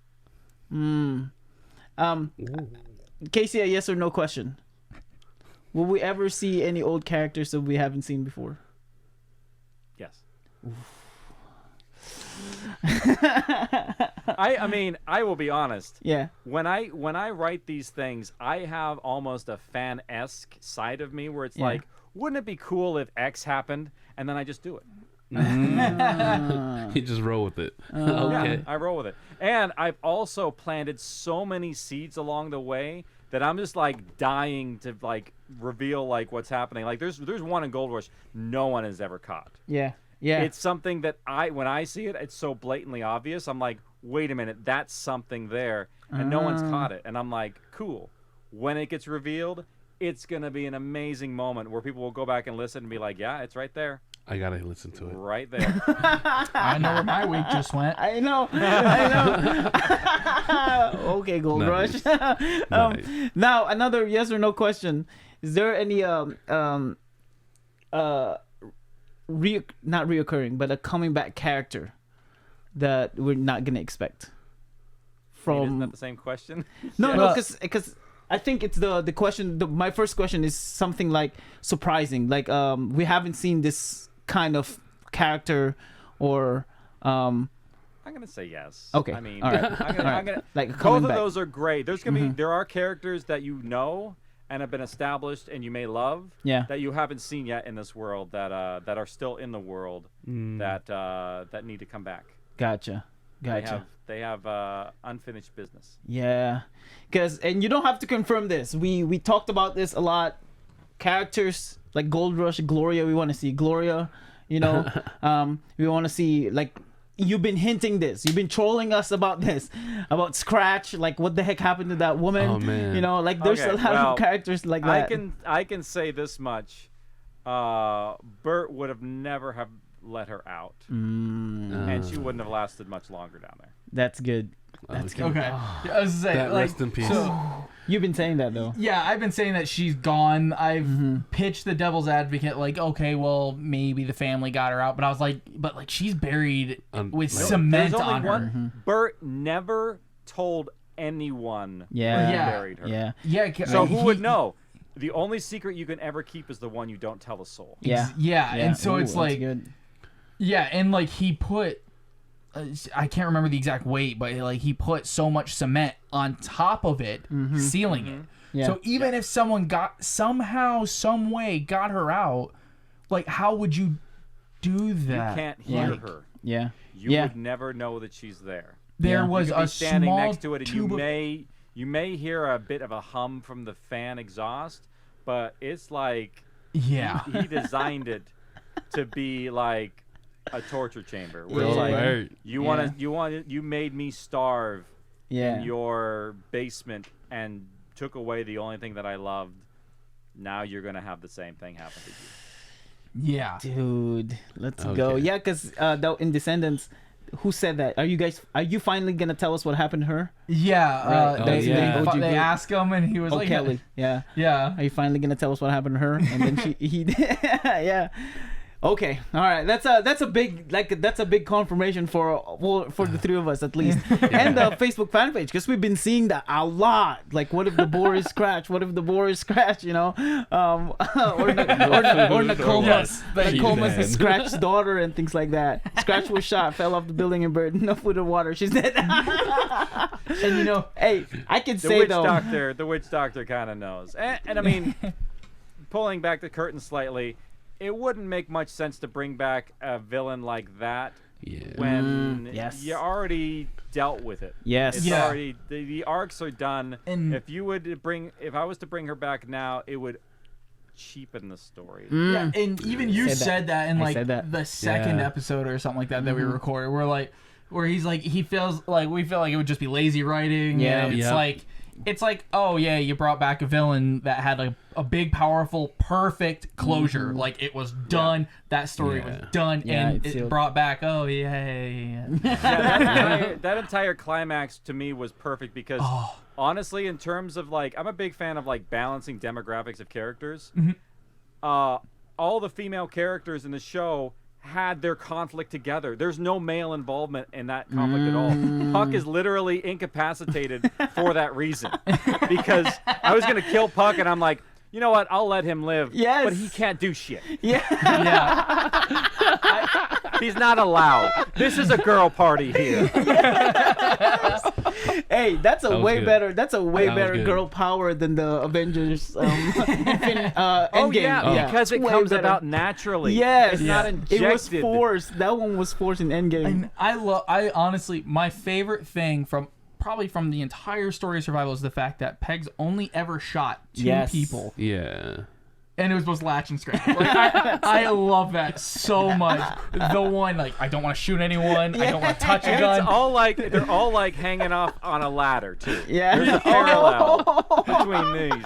Yeah. Yeah. So I can say that we can scratch her off our list. Yes. Yeah. That latch I is would say covered. that's probably a very fair bet. Yeah, let's go. We can scratch her Yeah, off. that all was a very Yeah. And I will say that the speaking of Endgame, Avengers Infinity War, where they all came together and she's not alone. Mm-hmm. That was a great moment where they like the female characters came together naturally and were Yeah. able to deal with that the one female alien, and that was great. It was Yeah, perfect. yeah. But then what they did in Endgame was just too much. Oh, it's it's a almost like lot. if they were to do some sort of Captain Marvel movie and play "I'm Just Yeah. a Girl" Yeah. from a non-diegetic source of music. Yeah, yeah. Like, it would have been one thing if like they hit the jukebox because they had all this stuff from like early century and it played some music that was actually source. Yeah. That would make sense. Yeah, yeah, I'd play that. But when you're injecting something that's non-diegetic into the scene that's so on the nose, like I'm just a girl in the world, Yeah. it's a bit on the Yeah, nose. and most of those women like haven't encountered each other. Like they probably don't even know each other, and now they're there. Like, what is Mantis gonna do? I don't know. Why not do that moment, but not call so much attention to it. Yes. Just let it happen Just organically. Let all of them do it, but not have to do this like sweeping them running together. Like let it happen in its own capacity, where they come together naturally rather than really forcing the issue. I think maybe the reason why they did it is because audiences can be really thick and no one would have got it. But yeah. Speaking of coming out naturally, is Pegs with the pot? Was that a accidental meme? Oh, the dropping of the pot thing. Yeah, of her being known to be the dropping of the pot. Was that? It's something where like the story of survival is like synonymous with like one of their folk tales now, and it's very commonly known. It's also a basis for understanding the infection. Yeah. And how it started here, and it's almost like I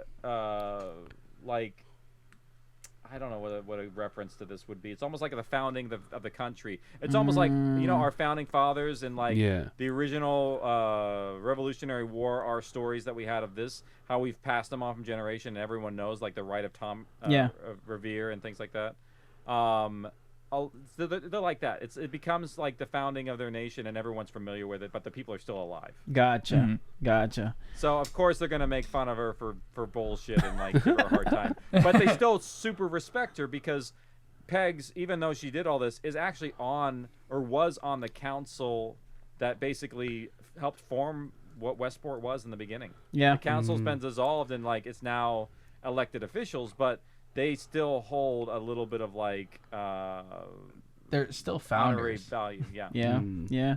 What you did to Pegs in this in Descendants, by the way, you gave her hope. Like you changed her character. Like I was like, I like this. That scene with fire. the door. Oh my gosh, bro! I've never seen that Pegs ever. Like I've never seen that side of Pegs. That's Pegs as a mom. Yeah. That's what happened. Like if you've never seen like what a woman can do, put something between her and her child. Yeah. Fair. Like literally, my wife is a pacifist, but she will kill you. If you do anything.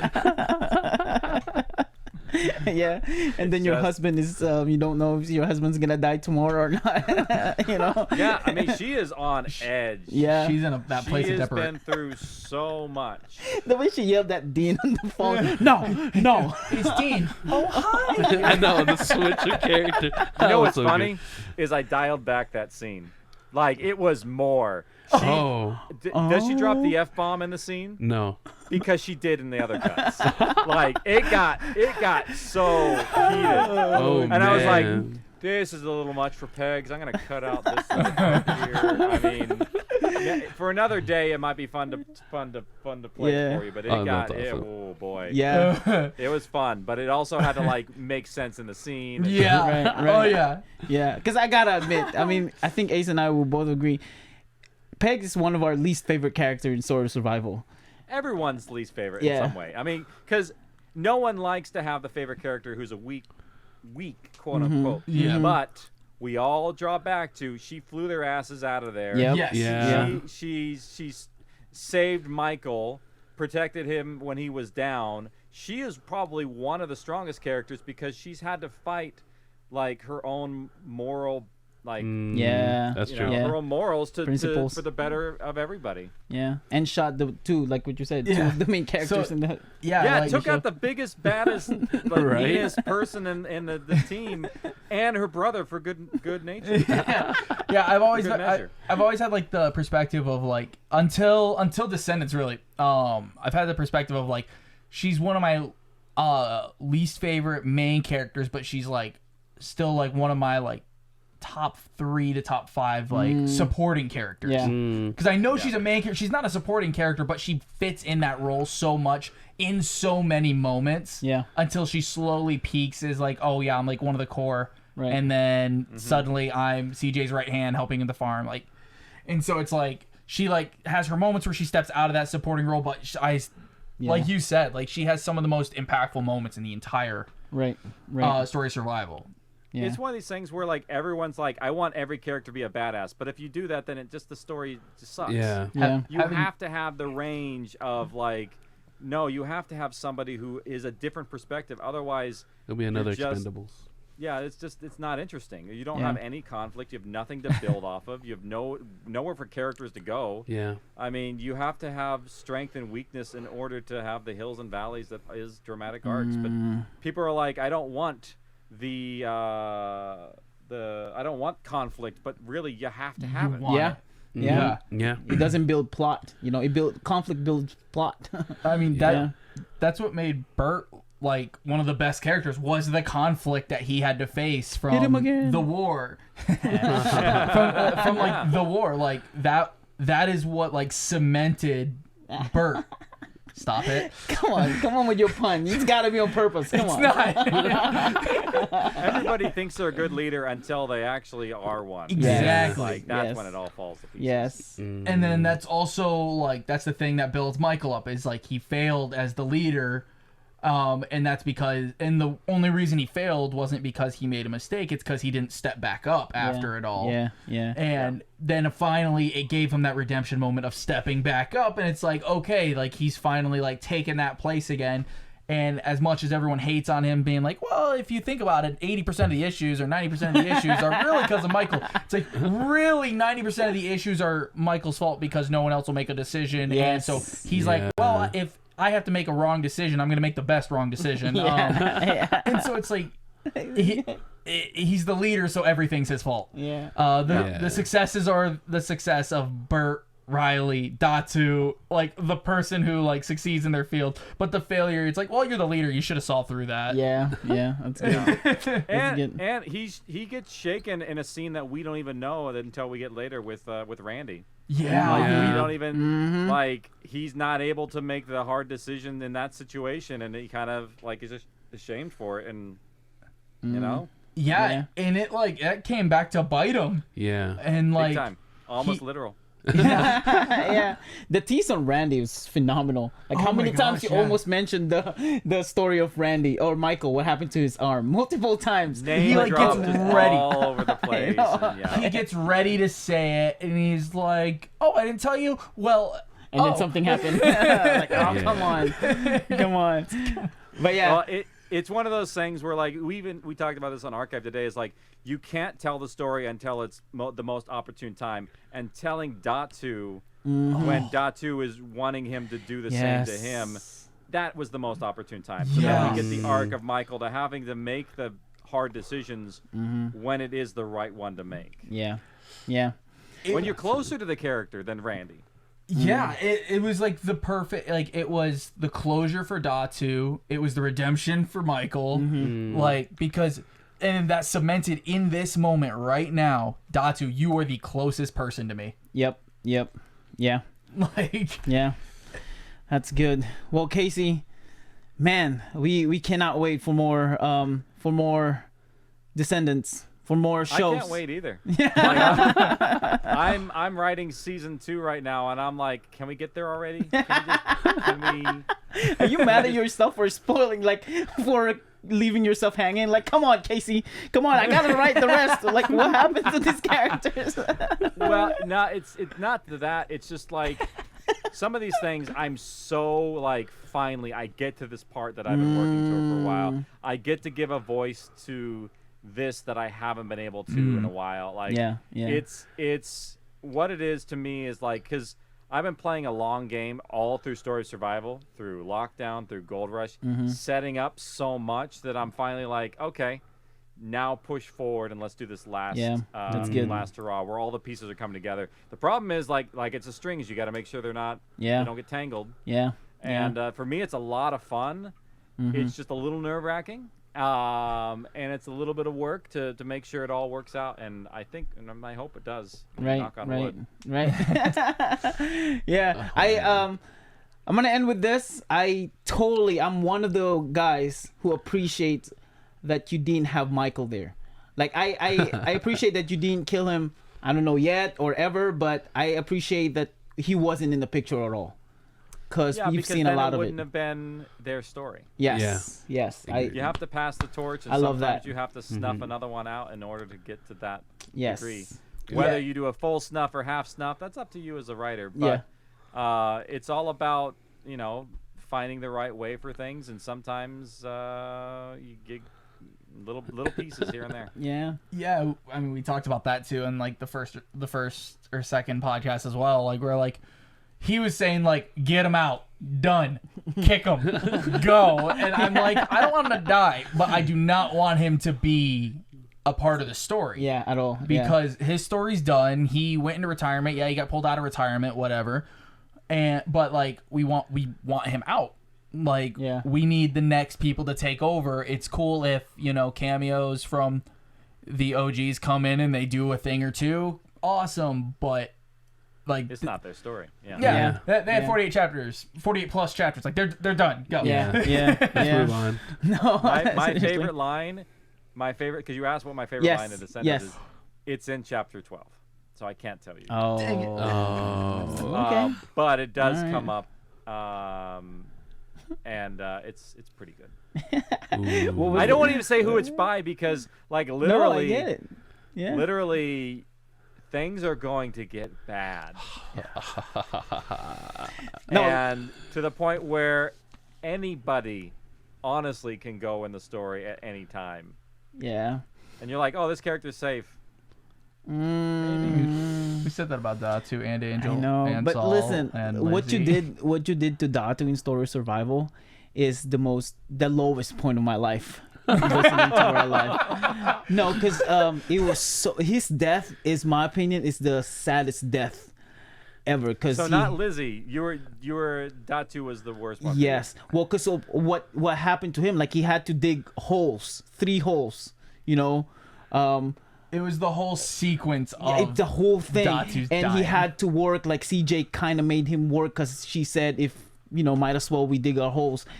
Like that whole thing, and then he went to the arena where the love of his life died, Samantha. and where like that whole sequence of his death is just it was so sad. That is the saddest death.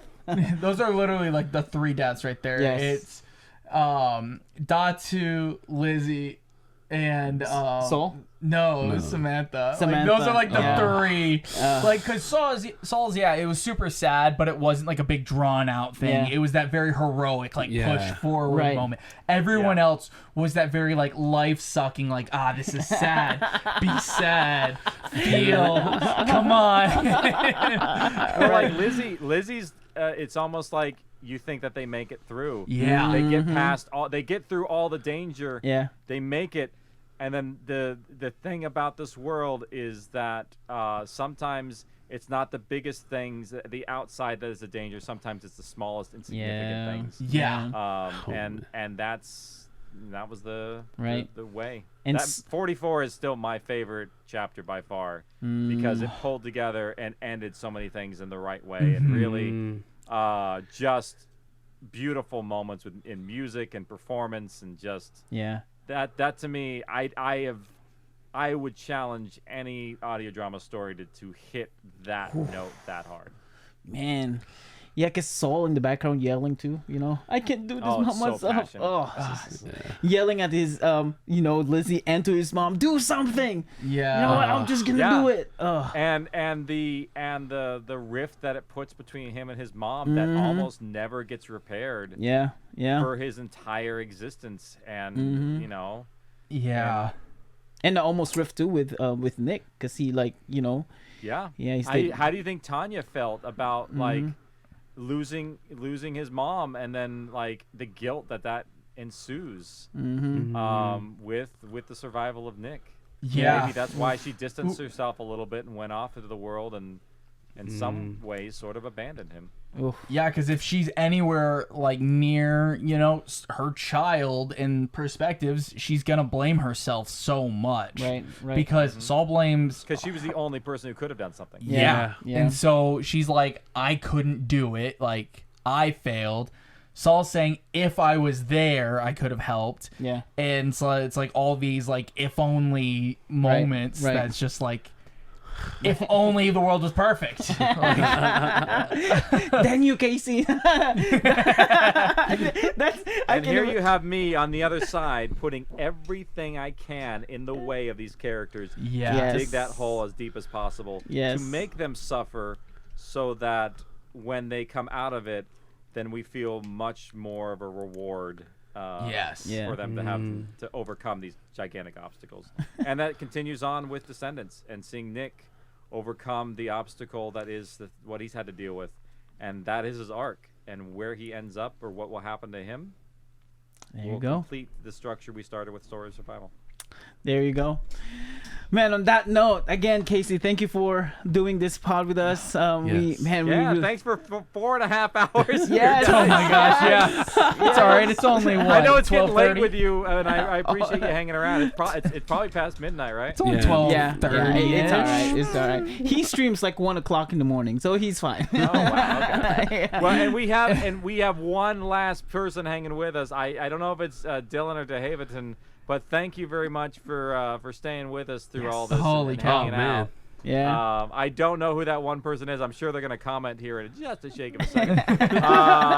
But thank you for hanging in there. I mean, this is a lot of fun. And honestly, like, this is the kind of stuff that moves me forward and helps me in some ways. Because, like, honestly, I do read all the feedback that people give to me to make sure like everything stays on track. And it is the Witch Doctor. DeHaventon says I enjoyed it. So thank you very much for staying with us. Yes. Thank you, Witch Awesome. Doctor. Yeah, if we keep you moving forward, you keep us moving forward. Because if you don't put Descendants on, we're not gonna have a Then we podcast. can't post.